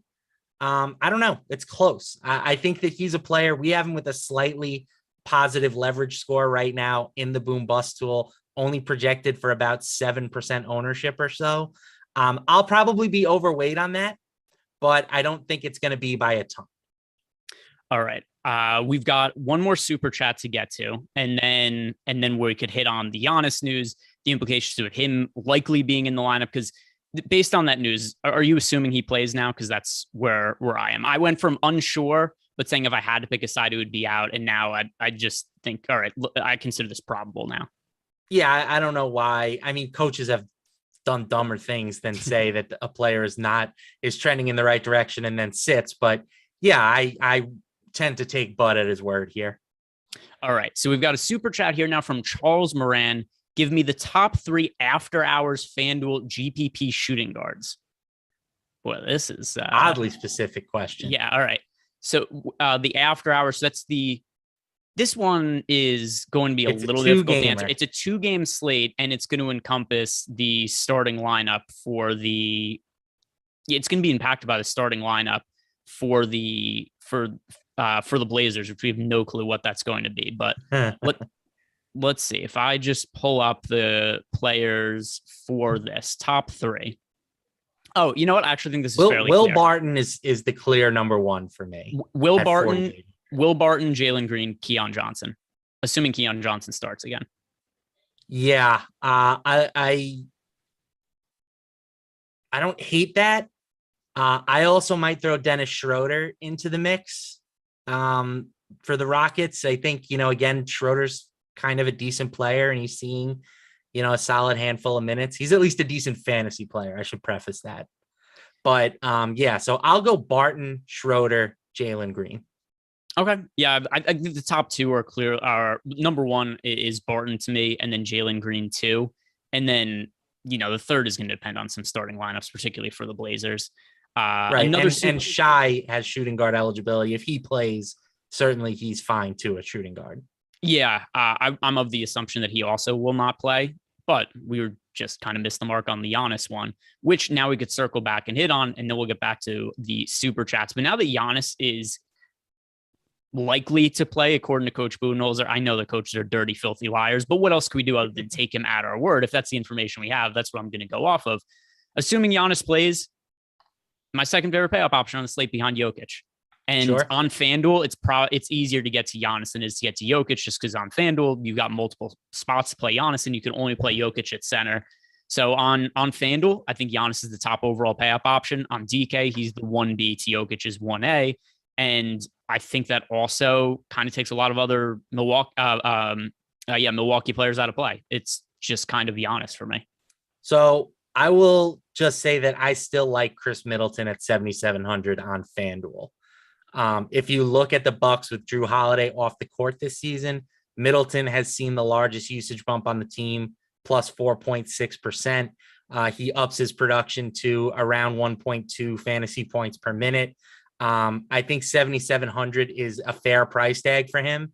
It puts him right in that same range as Jimmy Butler and DeMar DeRozan. And I probably would have those two guys still slightly ahead of Middleton. But now that this news is broken, I would imagine that nobody's going to play Chris Middleton.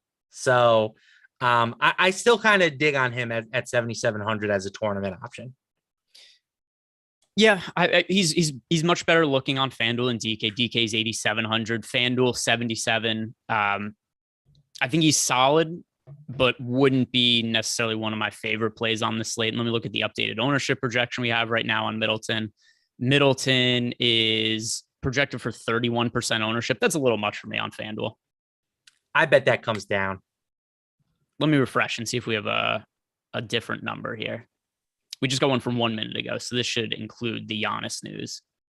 Let's see where it comes in. We've got Middleton is projected for a little bit, 28%. Still fairly high. It's a number I'd rather be underweight to field to than over. Yeah, if it's going to be that high, then yes, I agree. All right. Super chat here from Teddy Wayman. Hey guys, just got in. What are your 4 favorite picks on Prize Picks? Well, first of all, my favorite overall value on Prize Picks is signing up using the promo code Awesemo, because you get a $100 bonus on your first deposit and you get 1 free month of Awesemo Plus Platinum. So if you guys haven't signed up, that is one really good way to get some value. But let me pull up now our projections for today's show. Hey, Space Greg, what are you? What's that? You're in outer space right now with your microphone, man. Am I in outer space? What happened? Yeah, it sounds like you're getting abducted. Oh, that's no good. Let's see. How about, is this change anything? No, that's a negative. All right. Let me give it a plug and unplug. This changes.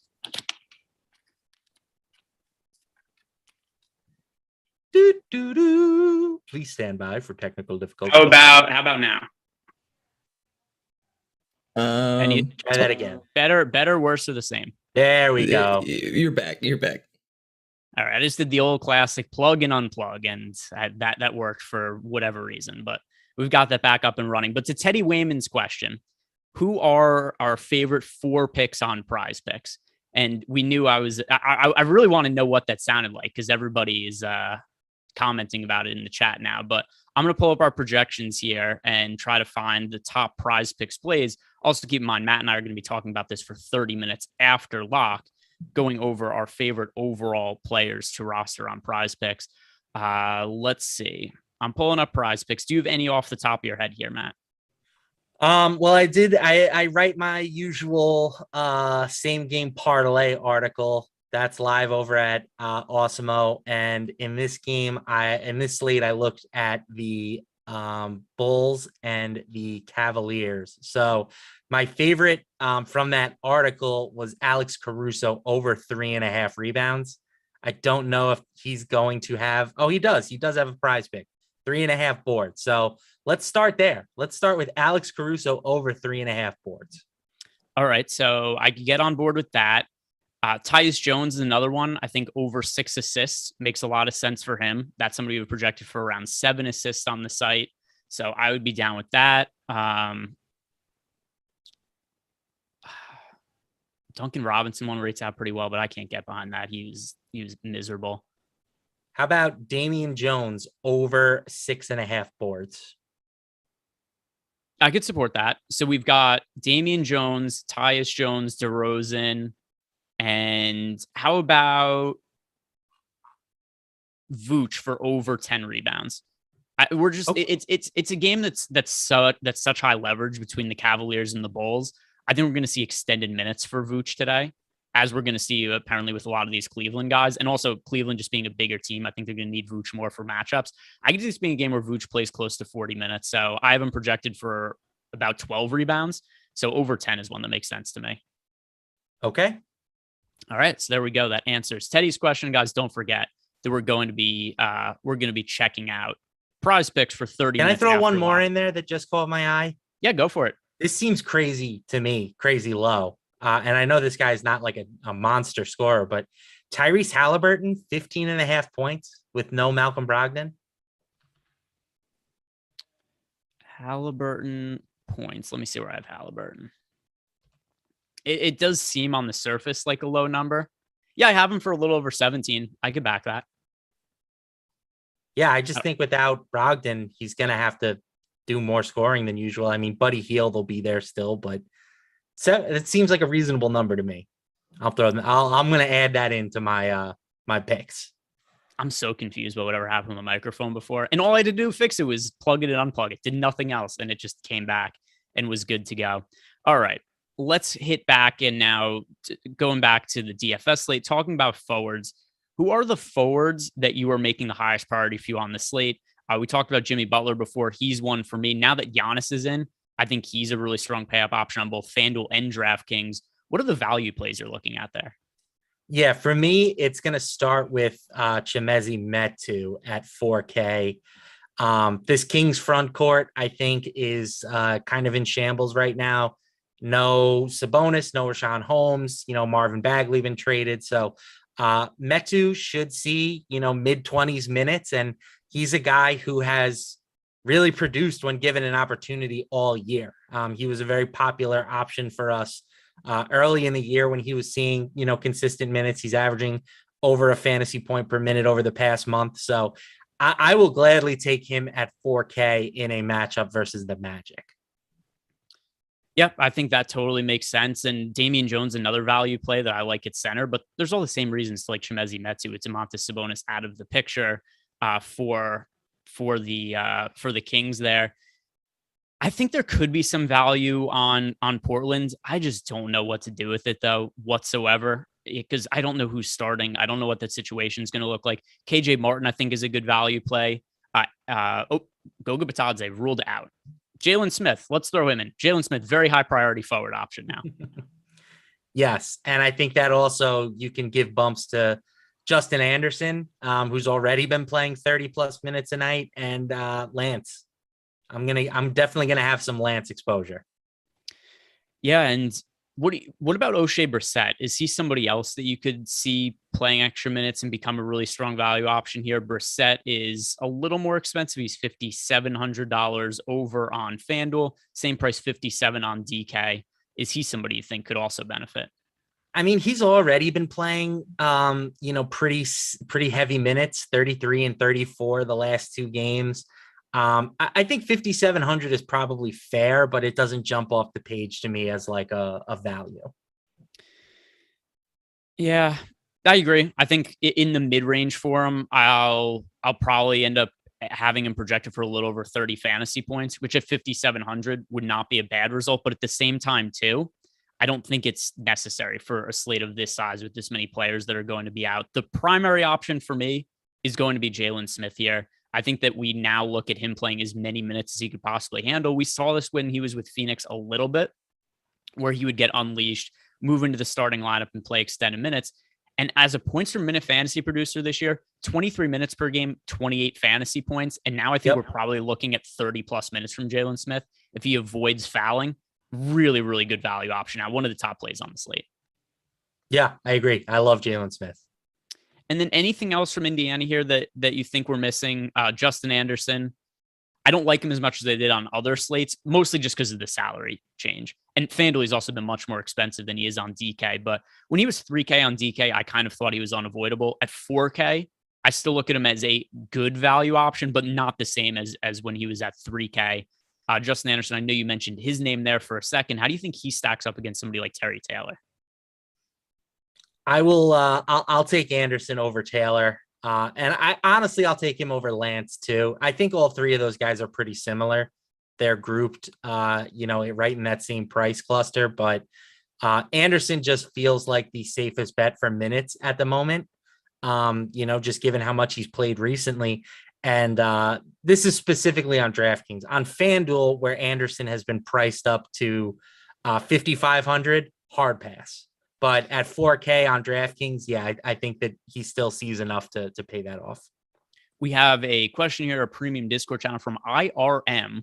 If LeVert starts, does he look better than Jones for a single entry DK? That's an interesting question. Yeah. So LeVert is still more expensive than Tyus Jones, if I'm not mistaken. I also don't think LeVert is going to start unless he starts over Kevin Love. There's no way that I'm ever taking Tyus Jones out for Karis LeVert. Not happening for me. Yeah, let's see. So Karis LeVert, his salary is, and where's his ownership also right now? So LeVert is 5,600 on DK. He is only 45 on FanDuel though. 45 on FanDuel, I think, is a really strong option. But it's also different positions. So I assume we're comparing them from a DraftKings perspective. DK, I still prefer Tyus Jones. FanDuel, I'd end up with more exposure to LeVert if he starts. Yeah, FanDuel, play both of them if you want. I have a hard time getting away from Tyus at these current prices. And for people asking about Giannis, the news we got on Giannis is that he's trending towards playing, whatever the hell that's supposed to mean. So I'm assuming he's more likely to play than sit, but we don't have anything official other than coach speak, which, ends up being nonsense a lot of the time. He pretends to fake. He thinks about it. Fakes to fake. Any other forwards here that are high priority plays that we should be talking about here that we haven't mentioned yet? I like Trendon Watford on FanDuel at 6,100. I think that's a really good price tag for him. I think you can get some Harrison Barnes exposure, although I think he's become a little bit less appealing as the day has progressed, and more options have become available. And I kind of dig Chuma Okeke at 4,800 on FanDuel. So just some FanDuel type plays that I have in my player pool right now. Yep, I've played a lot of Okeke this year in spots where Wendell Carter Jr. has been out, so I could get behind that. One other guy I'll mention, Pascal Siakam, I think is a really strong option on FanDuel. DK, he's still in play, but FanDuel is really where he's a high priority. Just too cheap for him, especially considering where Toronto is in the standings and the fact that we could anticipate, I think, that Nick Nurse is just going to run his guys into the ground over the final stretch of the season. So we're going to touch on centers for a second, but first, fantasy sports fans, what if you caught a break with the potential to net a couple $100,000 with less than a $100 investment? Well, we have great news because breaksofgod.com is the place to catch that break. Breaks of God is the latest sports card collecting trend to catch fire in America. It's how sports card collectors are building high-value card collections without huge investments or risk. It has quickly become a popular and economical way for sports fans to get valuable and rare cards without having to buy a $1,500 box or case for themselves. All of the cards are broken from sealed premium boxes live on Instagram, and the cards are shipped directly to you for free when the stream is over. Slots are limited, so act fast. To learn more about how you could hit on big money cards and get 30% off your first break, click the link in the video description below and go to breaksofgod.com/830. That's breaksofgod.com/830, and you will get 30% off your first break. Also, follow them on Instagram at breaksofgod. Are you a card guy? No. Big card guy here. Here are the I bought a bunch of the UFC Prism boxes when they first came out. That's like all, my brother's really into them. My brother's office at our house is just filled with sports cards. So when the UFC Prism boxes came out, I think I bought like 8 of them, and that actually ended up being a really good investment because I got them for like $900 each, and now I've been able to sell them for like $2,000, and I've held on to some of them. So that's been my, like, I can only have my hands in so many things. So I love sports cards. Here's one that I'm selling right now, actually. CJ Ellaby, another Blazer. We haven't really talked about him today. So 1 of 1, folks. 1 of 1. Only one in existence. You want it, go find it on eBay. It's selling. Yeah, you are You got to be. I'm sure you have to be excited how I put it. CJL will be over by saying I don't think any Portland Trailblazers players are going to be. I mean, I'm selling it, so I don't necessarily disagree with you. All right, let's hit on centers here. To Jokic or not to Jokic? My answer to Jokic. He's my favorite pay up option on the entire slate. That should be a surprise to nobody. I'm a big Jokic guy. FanDuel, my favorite pay up option, like I said before, is Giannis. But DraftKings, it's going to be Jokic because it's easier to fit him into lineups. What are you doing with Jokic today? Yeah, I always play Jokic. Maybe not to the extent that you do, but I always have Jokic in my player pool. And he is my highest owned stud on this slate. We haven't really seen like the true ceiling game from Jokic recently. He's been kind of, floating in that low 60s, high 50s range. And there's definitely some blowout risk versus the Thunder, but even if Jokic only plays like 24 minutes, he might still score 60 plus. So the Thunder are just that bad defensively. They're 29th in defensive efficiency over their past 10 games. Jokic is going to eviscerate them. He will eat their children, a la Mike Tyson. And I think playing him at 12K is advised. Here's my hot take for the night. Nikola Jokic has a triple double before the end of the third quarter. Okay. Yeah, I don't even think that's that hot.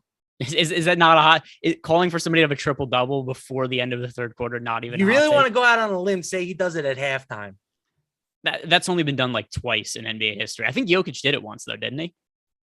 Maybe. I don't know, but it's spicy. I like my takes caliente, Greg. Triple double NBA history.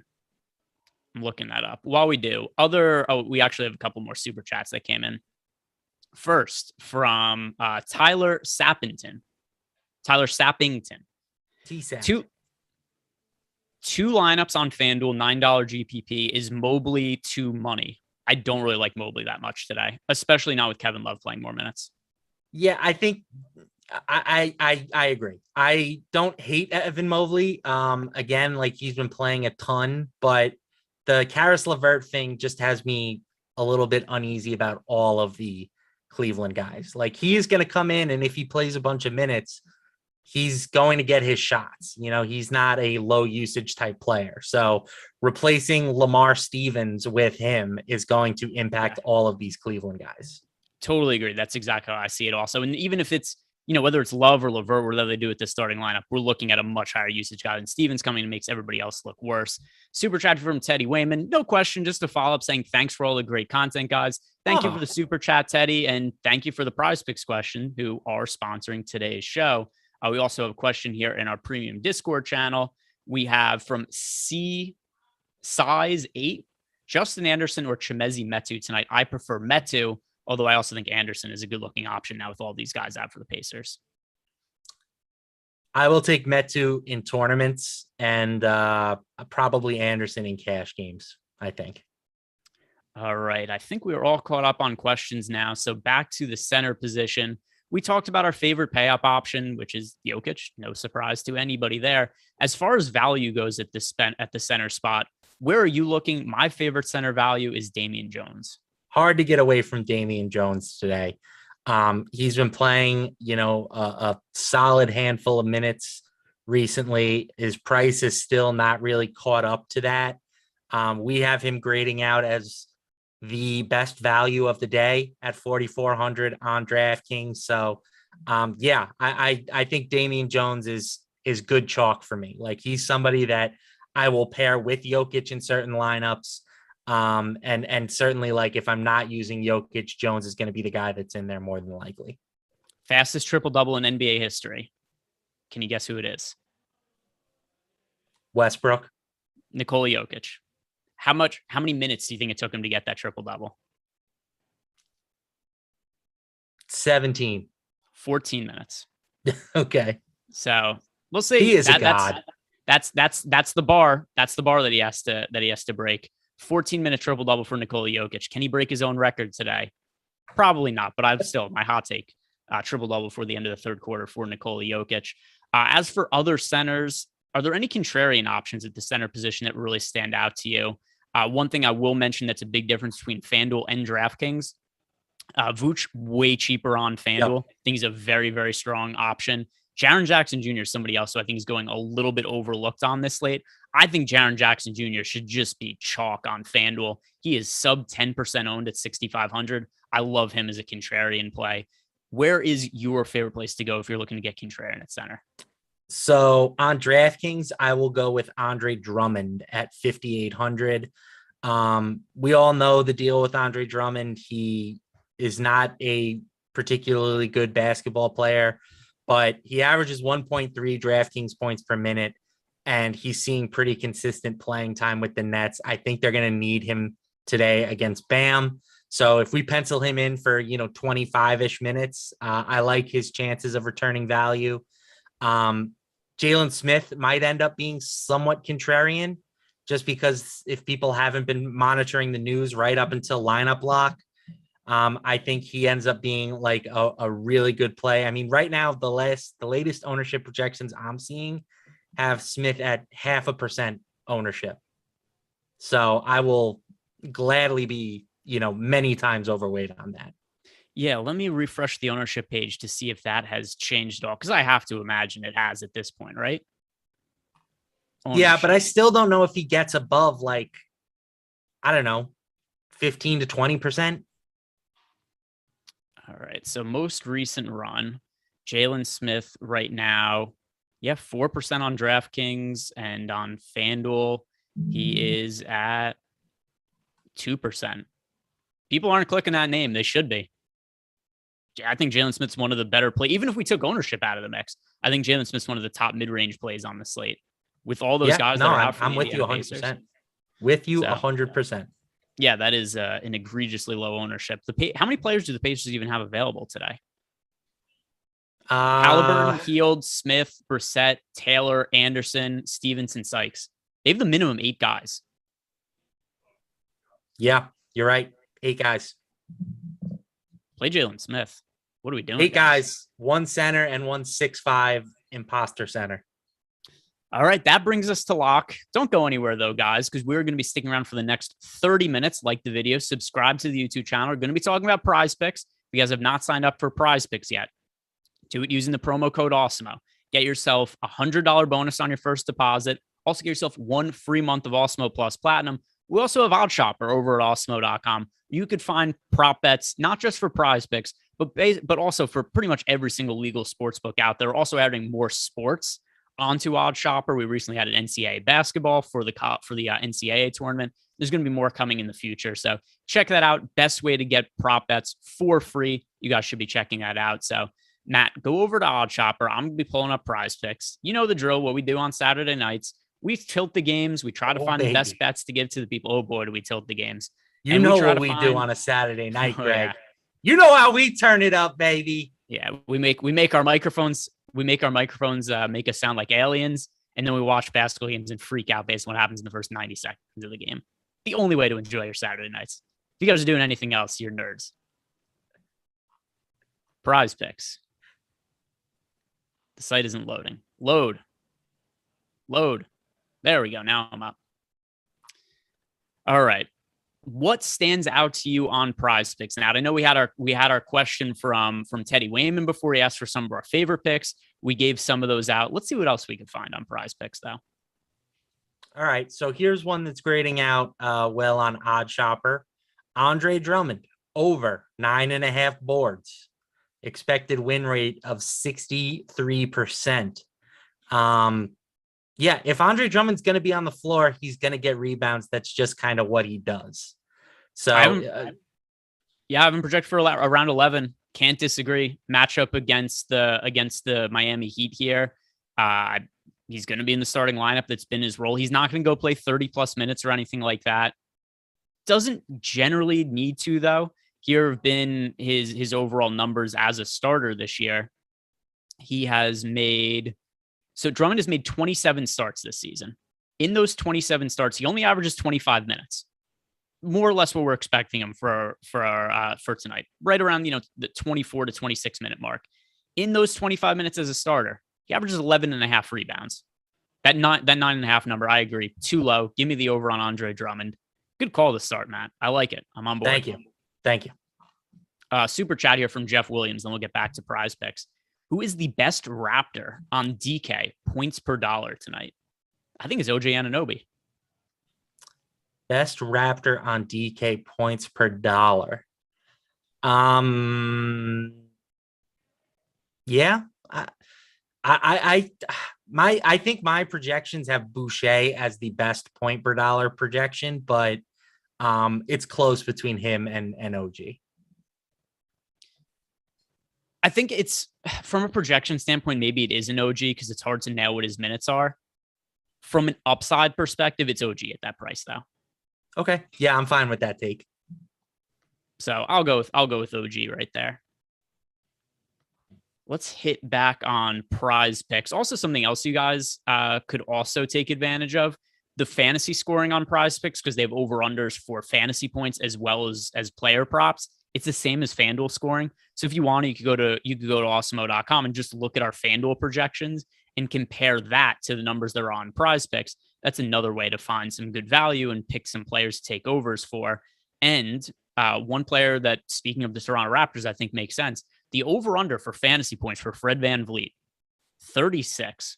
I like the over for that. How do you feel about over 36 fantasy points for Fred VanVleet? Yeah, that's very low. I have him projected for closer to 42 fantasy points on FanDuel scoring. So, yeah, definitely give me an over there. That's a great one. Yeah, that was something that really stuck out to me when I first looked at it. Just one that I think is off, especially you consider Fred VanVleet's role. I know that in the second half of the season, he hasn't been quite as good as he was in the first half, which is to be expected. Nick Nurse is totally, just run the tread off the tires of every single player that's on that team. But even with that said, we're looking at a lot of minutes for Fred VanVleet, and his FanDuel scoring in recent games. Let's see. I'll go through his box score. So the last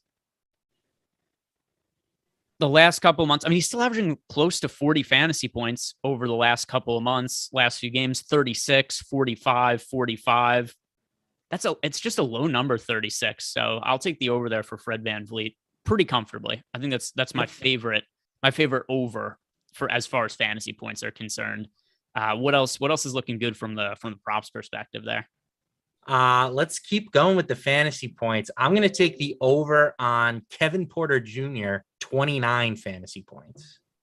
Ooh, Kevin Porter Jr. That seems like another good over to me. I think here's another good way to look at this is because it's hard to just know off the top of your head, like, oh, who are all of the top guys relative to the fantasy scoring on Prize Picks. I think it makes sense to look at the FanDuel ownership and just pick off some of the guys that are highest owned and then compare their projections to the Prize Picks projections. Because Kevin Porter Jr. is somebody who's, fairly popular today on FanDuel, has been for the last few slates. And let's see, where is he at right now for ownership? Yeah, so he's projected to be in 23% of the field's lineups right now. I have him projected for how many fantasy points for Kevin Porter Jr.? I have Porter for 32 fantasy points. So, yep, I like that over as well. I think pretty much all of the highest owned players on FanDuel probably look like pretty good overs on Prize Picks. I'll just sort by some of the ownership right here, and I'll give out some of the ownership we have as well for you guys. Giannis projected to be in 49% of the field's lineups. DeRozan, 32% on FanDuel. Watford, 30%. That seems pretty rich to me. 30% owner for Trent Watford. I don't think that's quite warranted. People are starting to realize my man's a stud. Yeah, where is also speaking of this Portland Trailblazers team, the current roster they have right now, is this the worst one in NBA history? Honestly, I would like to see them face the Thunder without Shea, Giddey, and Dort. I think it's pretty close between those teams. I would still go with OKC. Neutral court, I'm favoring OKC in that game. Yeah, I probably am too, but yeah, I mean they're awful. And you can see it in the results. They've had a number of 30-point losses in just the last 2 weeks. So yeah, they are terrible. Yeah, St. Peter's would probably get them on a neutral court. I wouldn't go that far, but maybe it depends if that Cox. it depends if that point guard shaved his mustache or not. That's what would really be hinging the line in that game for me. But here are some of the players that OKC has right now, and if we're taking SGA off the court, Baisley, NBA player, Pokashevsky, not quite sure, but I like the upside of Pokashevsky. Sure, I'm in on Trey Mann. Isaiah Roby, I think he is a place in the NBA. Okay. Teo Maledon, I think outside shop. There's just nothing I feel good about on that Portland Trailblazers team. And I talked about this with Lofty the other day too. Remember when the 76ers won 10 games? Yeah. If the Blazers field this entire lineup for an entire season, it is worse than that 76ers team. Yeah, I mean, that team was really bad. There was also a year where the Bobcats won like 8 games, I want to say. But listen to some of the players that were on that 76ers roster. Okay. They had Christian Wood. Huh. They had Nerlens Noel. They had TJ McConnell. They had Rashawn Holmes. They had Jeremy Grant and Robert Covington. Okay. Those are at least NBA players. There's nobody on the Blazers that I think is quite that caliber. Now, a lot of those guys were earlier in their careers, so they weren't great players at the time. Covington was still pretty solid at that point. Like he was well known as being a really good second round pick. But that team kicks this Blazers team's ass. And they won 10 games. Yeah. So the team I'm thinking of is the 2011-2012 Bobcats. They went 7-59. They did have rookie Kemba. But other than that, it's DJ Augustine, Bismack, Boris Diaw, Dejana Diop, Corey Maggette in his 12th year, dunk contest legend Jamario Moon, Tyrus Thomas, and that's about it. That team is, I mean, again, they're still probably better than this current version of the Blazers, but I think that team's closer. The current version of Bismack Biyombo is better than any player on the Blazers. I don't even think that's that hot of a take. Yeah, no, you're right. You're right. It's a terrible roster. They're doing whatever they can to not win games. Now, I know they do have Josh Hart right now. I know that they have Justice Winslow, but those dudes aren't playing. They're doing whatever they can to lose games. Yeah. Let's see. Did we get, I thought I saw a question come across, but that just might have been, oh yeah, no, that wasn't. Here. Question, our premium Discord channel from JEW. Can you play Metu and Jones in the same lineup on DK? I don't have an issue with it. It's generally not my favorite thing to do to combine two, front court players from the same team on a bigger slate. But with that said, they're both cheap enough that I don't really think it's problematic. Agreed. Yeah, if you look at the last game, Metu had 26 minutes. Jones had 30. So I don't think that they're really like cannibalizing each other. Jones is a starter. Metu comes off the bench. So they aren't players that are like extremely negatively correlated. They're not going to have a ton of overlap in their minutes. Super chat from Gray. Barton or LeVert straight up on FanDuel? I prefer Barton. I think I'll roll the dice with Karras at this point. Just on the upside potential. Yeah, I'm interested to see what that starting lineup looks like. We did just get the Pacers starting lineup, which is Tyrese Halliburton, Buddy Hield, Justin Anderson sticking in the starting lineup, O'Shea Brissett, and Jalen Smith. Of those guys, here's where I stand. Halliburton. The prices are so much different on these players on FanDuel versus DraftKings and not even consistently, where it's like Halliburton's way more expensive on DK, but Jalen Smith is more Justin Anderson is more expensive on FanDuel than he is on DK. Halliburton, good play on FanDuel, not as much on DK. Anderson, good play on DK, not as much on FanDuel. Jalen Smith, good play on both sites.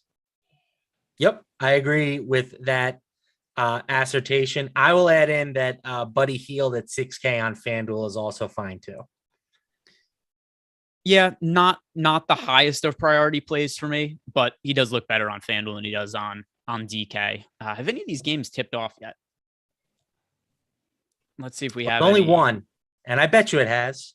Let's see if we have. Oh yeah, here we go. We are 2 minutes in to the Kings and Magic game, so we could really draw some strong conclusions here. Davion Mitchell, he's already hit a 3. So he's off to a decent start there. He's got 3 points in a minute and a half. And the Orlando Magic side, we've got Mo Bamba, has hit a three. Remember the random Mo Bamba game where he went like 7 of 8 from three for no reason at all? Mo Bamba, baby. Yeah. Talk about a guy that I have no idea what his role in the NBA is moving forward. Just being tall. Just being tall and having songs written about him. Yeah. It's a good role. Yeah, we got Wayne's World in the YouTube chat said the same thing. Mitchell and Bamba back-to-back threes to open the game. There we go. You know what that means. Must-have players. You should have locked in Mo Bamba and Davion Mitchell. Back-to-back threes in the same game to open. No way around it. You had to have had those guys. All right, let's hit back over on Prize Picks. We've got 17 minutes to go. If you guys have any questions, throw them into the Discord channel. If you guys have any questions about Prize Picks, any players you want us to look at, throw them into the YouTube chat. We'll talk about those as well. What else is looking good from a props perspective over on Prize Picks? We just had the first game of the slate lock. Yeah, let's see what we got here. All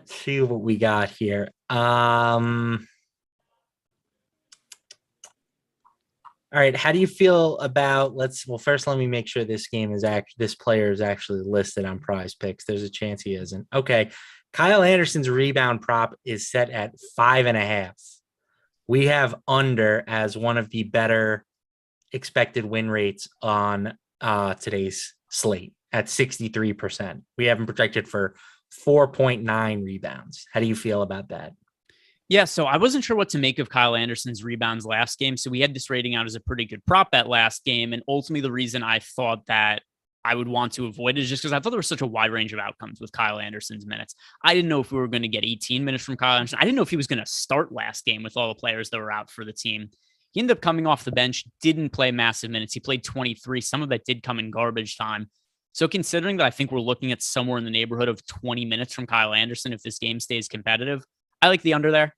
I feel much better about him not playing big minutes today than did the other game. And a couple other things to keep in mind. There was a little bit of blowout run he got. And then also, Jaren Jackson Jr. in true Triple J faction almost got into foul trouble immediately in that game, which also extended the playing time of Kyle Anderson. If none of those factors hold true, I think we're looking at, like I said, around 20 minutes from Kyle Anderson. Comfortable under for me on the rebounds prop if that ends up being the case. All right, giddy up. Let's see. We got Ryan Nelson 02 saying that Wendell Carter role play. Oh, I guess are people trying to figure out who the other worst teams in the league are? Who is the second worst roster behind the Blazers right now? I mean, the Thunder again. If SGA is in, they're not in the equation because that guy's a stud. I will say the Rockets certainly need to be in consideration. Their hopes are tied to a volume shooter who can't shoot in his rookie season. He's getting better. Yeah, getting better. He's very Anthony Edwards-ish to me, right? He was hyper inefficient. He does have clear athleticism. The guy jumps through the gym.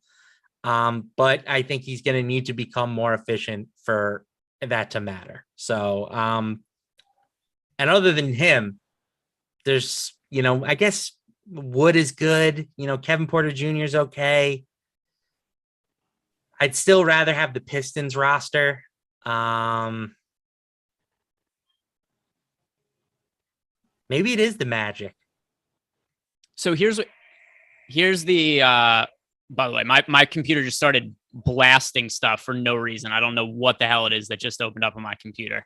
But whatever it was, I tried to pull up the basketball reference page for Jalen Smith and an ad popped up. I tried to close it. I don't even know where this ad is, but I saw it long enough to be able to see what I wanted to look. Jalen Green, second half of the season, 47% from the field, 36% from three.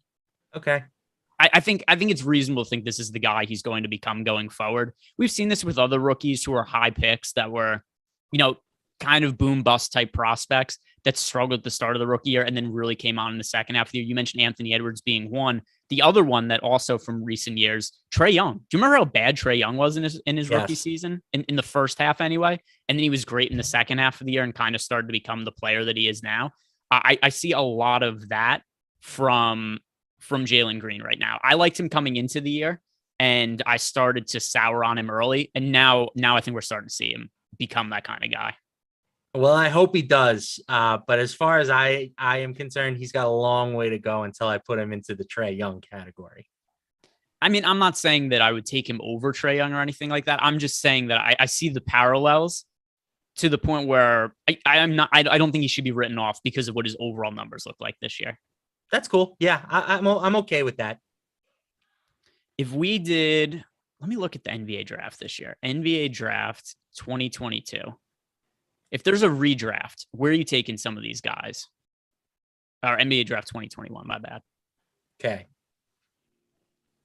And chat could weigh in too. Who are we taking number one overall if we redid this year's rookie draft class? Is it still Cade? I still think I take Cade one. I'd go Mobley. I understand that take. Like, how much better do we think Mobley is going to get? I think that a lot of what we felt about Mobley was because the Cavs were winning, right? And it's like, oh, this was a nice story. They have this kid who is a really good defensive player. But, like, I don't know. I don't see him ever being a game-changing offensive player. Maybe not game-changing offensive, although I do think he has the upside to become really, really good on offense. But I think defensively, if you ask me what the odds are of him winning Defensive Player of the Year award at some point during his NBA career, it's close to 50-50 for me. Okay. Yeah. I mean, again, I don't know how much that matters, right? It hasn't really mattered for the Jazz with having Rudy Gobert. Like, he needs to become a better offensive player, in my opinion. So I would take him third. He would be my third pick. I would have him behind Cade and behind Scotty Barnes, just because I think wings are how you win in basketball in 2022. Yeah, we got some people from the chat. El Quattro Loco saying Evan Mobley won. Adi Yogi is saying no way. Cade is the next LeBron-ish player. I don't quite see that. I like this draft class as a whole though. R. Stanley saying Mobley, Ryan Nelson, Scotty Barnes. I can't get behind Scotty Barnes one. Scotty Barnes is somebody who I think Barnes is really good, unless he learns how to shoot, because he can't really shoot right now. I'm not sure what his upside is. Like, he might already be the player he becomes, and it's already a really good player. I just don't know that Scotty Barnes is going to be an all NBA player. Whereas I think Cade could be an all NBA player. I think Mobley could be an all NBA player. So for me, I would go Mobley 1, Cade 2, and then third, I would go Scotty Barnes. Scotty's been great this year, though. Yeah, the only thing that I feel bad about is not having a spot for my man Josh Giddey, who I think could be a contributor on like a really good team right now. Like, his game is awesome. But he's one of those players like and it's not a direct comp, but like, I find him kind of Draymond Greenish, where the better the talent is around him, the better he's going to be. Okay. I could see that as well. I think that he is somebody who could definitely contribute to winning basketball teams, not as the best player though. Yeah, exactly. I could see Mobley being the best player on a contending team. Rookie of the Year odds. I'm going to pull these up right now. This has been debated a little bit as of late for reasons unknown to me. Evan Mobley, minus 1,000 to win Rookie of the Year. Cade Cunningham right now, plus 550. Scotty Barnes, plus 700. Then it's, Giddey, 55 to 1. Franz Wagner, 80 to 1. Do you agree with Mobley being minus 1,000? I think he's already won the award. I don't agree with it, but there's no way he's not going to win the award at this point. I think it was decided within the first few months of the year. Yeah, it's kind of funny with some of these awards sometimes. I think people will look at the last like 5 or 6 games. We see this with the MVP race all the time. Every time somebody has a big game, it's like, oh my God, is Devin Booker the MVP? Oh, is DeMar DeRozan the MVP? Should Steph Curry be the MVP because the Warriors lost the game where he was hurt? There's all these weird, like, I don't even know what it means for someone to be in the MVP discussion. You're voting for Jokic or Embiid, potentially Giannis. Nobody else should be ahead of those. If you're voting for DeRozan or Booker ahead of Giannis, Jokic, Embiid, I think you've lost touch with reality. Agreed. And Ja too. I know Ja's had a fantastic year. The Grizzlies have been great. The Grizzlies have been better with Ja off the floor. So I don't want to hear him mentioned in the same breath as Nikola Jokic and Giannis and even Steph Curry at this point.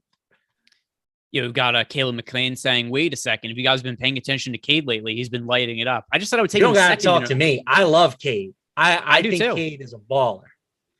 Early in the season, Oh my God, did people get mad at me when I said that like Cade should be a lock at 4K? People like, no, fade Cade. People hated Cade early in the year. They wanted nothing to do with him. When he was, remember Cade was like 4K on DK 4,200 and people were just refusing to play him. And he was wasn't like making 1 shots. for 18 to start his career. It was a rough going for Cade, but I think he has really turned the corner. And for my money, he's been better than Evan Mobley. But Mobley established a really strong lead early in the year when the Cavs were everybody's favorite team. And, JB Bickerstaff was going to win coach of the year and the Cavs were going to contend for the top spot in the Eastern Conference. And it was all a lot of feel good stuff going on in Cleveland. And since then they've kind of come way back to reality. But the narrative hasn't really seemed to catch back up to them. Yeah. And I mean, also for have we not, we just talked about who we would take with pick in the draft. We just got, oh boy, do we have news. But by the way, if in terms of us, have we not watched Cade? We just said in a redraft, you would take him first. I would take him second. That's not exactly like we're slighting him here. Cleveland Cavaliers starting lineup: Garland, Okoro, Markkanen, Mobley, Karis LeVert starting ahead of Kevin Love tonight. Wow. All right. Load up on Karis LeVert now that he's starting. Disaster news for Kevin Love. I agree with that. It is bad for Kevin Love. It's not great news for guys like Markkanen or Mobley either, because LeVert is LeVert's a high usage guy. It's not good for Garland either. Nope. But LeVert is a really, really good play now. Swap to LeVert as much as you can. Yes, I agree. And get off of Kevin Love if you have him. Yeah, poor Kevin Love, man. Every time I think it's about time for the guy, and something happens. I thought I had bets on him to win 6th man of the year. I still think they were good bets at the time. Agreed. But because we got to a point where he was 80-1 to win 6th man of the year. And I thought on a per minute basis, he's having a better year than Tyler Hero, and Hero was kind of starting to drop off.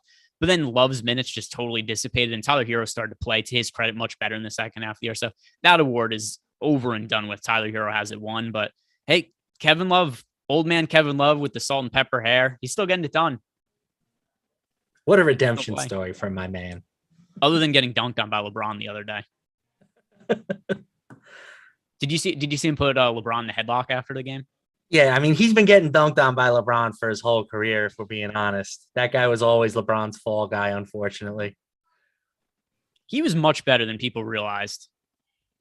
Yeah, I think it's just anytime LeBron doesn't win, there's gotta be somebody to blame. And it was Chris Bosh unfairly when he was in Miami, and it was Kevin Love unfairly in Cleveland. So, okay. Oh, and Caleb, I see the follow-up. He was directing the question at chat, not us. All right, my bad. So, mea culpa. Some other things I think we should answer in the chat here.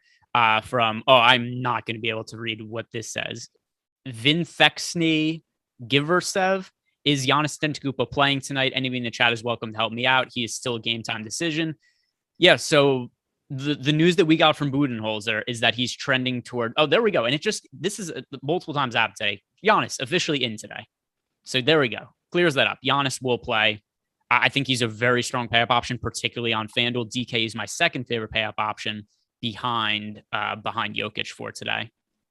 And as for Karis LeVert, we got news earlier that LeVert, not only is he no more minutes restriction for Karis LeVert. So once again, LeVert, who is probably going to go under-owned in tournaments because this news came out so late. And that game tips. Let's see, when is that? Was that a 7:30 tip or 8 tip? That game is a 8 o'clock tip. 8 o'clock tip. Yeah. Even so, 33 minutes for people to react to that news. LeVert's going to go under-owned today. 4,500 on FanDuel. Load up on LeVert, especially at that price point. DK as well, but FanDuel especially. Play him in as many lineups as you can. Our guy Damian Jones, Greg, off to a 7.1 rebound, 1 assist quarter here. For same exact stat line as Davion Mitchell. Davion Mitchell Yes. and Damian Jones, both 7 points, a rebound, and assist. Harrison Barnes, old Harry Barnes, 7 points, 2 rebounds, and a steal. Actually, everybody from the Kings is doing well because they played their starters the entire quarter to this point. So Trey Lyles is the weak man, but even he has 5 rebounds and 2 assists. We've got Justin Holiday has 8 points in the rebound. What's going on the Orlando side? It's really everybody in this game with the exception of poor Chuma Okeke. Yeah. Chuma Okeke, 2 boards and an assist, nothing else going for him. Yeah. Everybody's doing well in this one. Everybody's off to a good start. Got a question in our premium Discord channel from IRM. Brooks or LeVert on DK for a single entry? Whew. LeVert, I think, for me. Let me check, though. That's a close one. I'm still going to go with Dylan Brooks. I have Brooks. I think Brooks should have a higher projection, but I think LeVert is going to be lower owned because of how late the news came out. Fair. LeVert. Oh, something happened. Tyler's happy. Yeah, Tyler's Tyler, get on the mic and tell us what you're fist pumping about.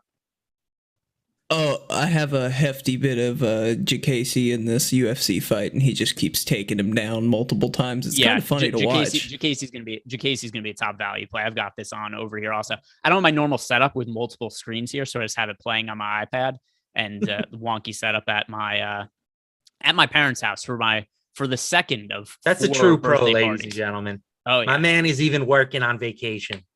This is the second, as I said at the top of the show, the second of 4 birthday parties for my sister-in-law. So you guys can't hear it on the mic, but there is music blasting behind me right now. And I believe there's a big beer pong tournament going on in the kitchen downstairs. A couple super chats to answer, and then we'll head out. First from Alex Kaiser. DKGPP, OG or Brissett? I prefer OG. Yes. Next one we have from Anthony Davis, our guy, Anthony Davis. Does Shai play today? SGA, will he play or not? I have no clue. He's listed as questionable. My gut feeling is he will not play. Yeah, we're assuming no, just because the Thunder are clear tank mode, right? They've lost 10 of their last 11. So yeah, for what reason? If he's not 100%, which it appears he isn't, my guess is that he doesn't play. All right, we are all caught up on questions, guys. This 90 minutes went by faster than I thought it was going to. We hit on a lot of injury news. A lot of stuff went down. Do us a favor, like the video, subscribe to the YouTube channel, and of course, we love you. Have a great weekend. Peace.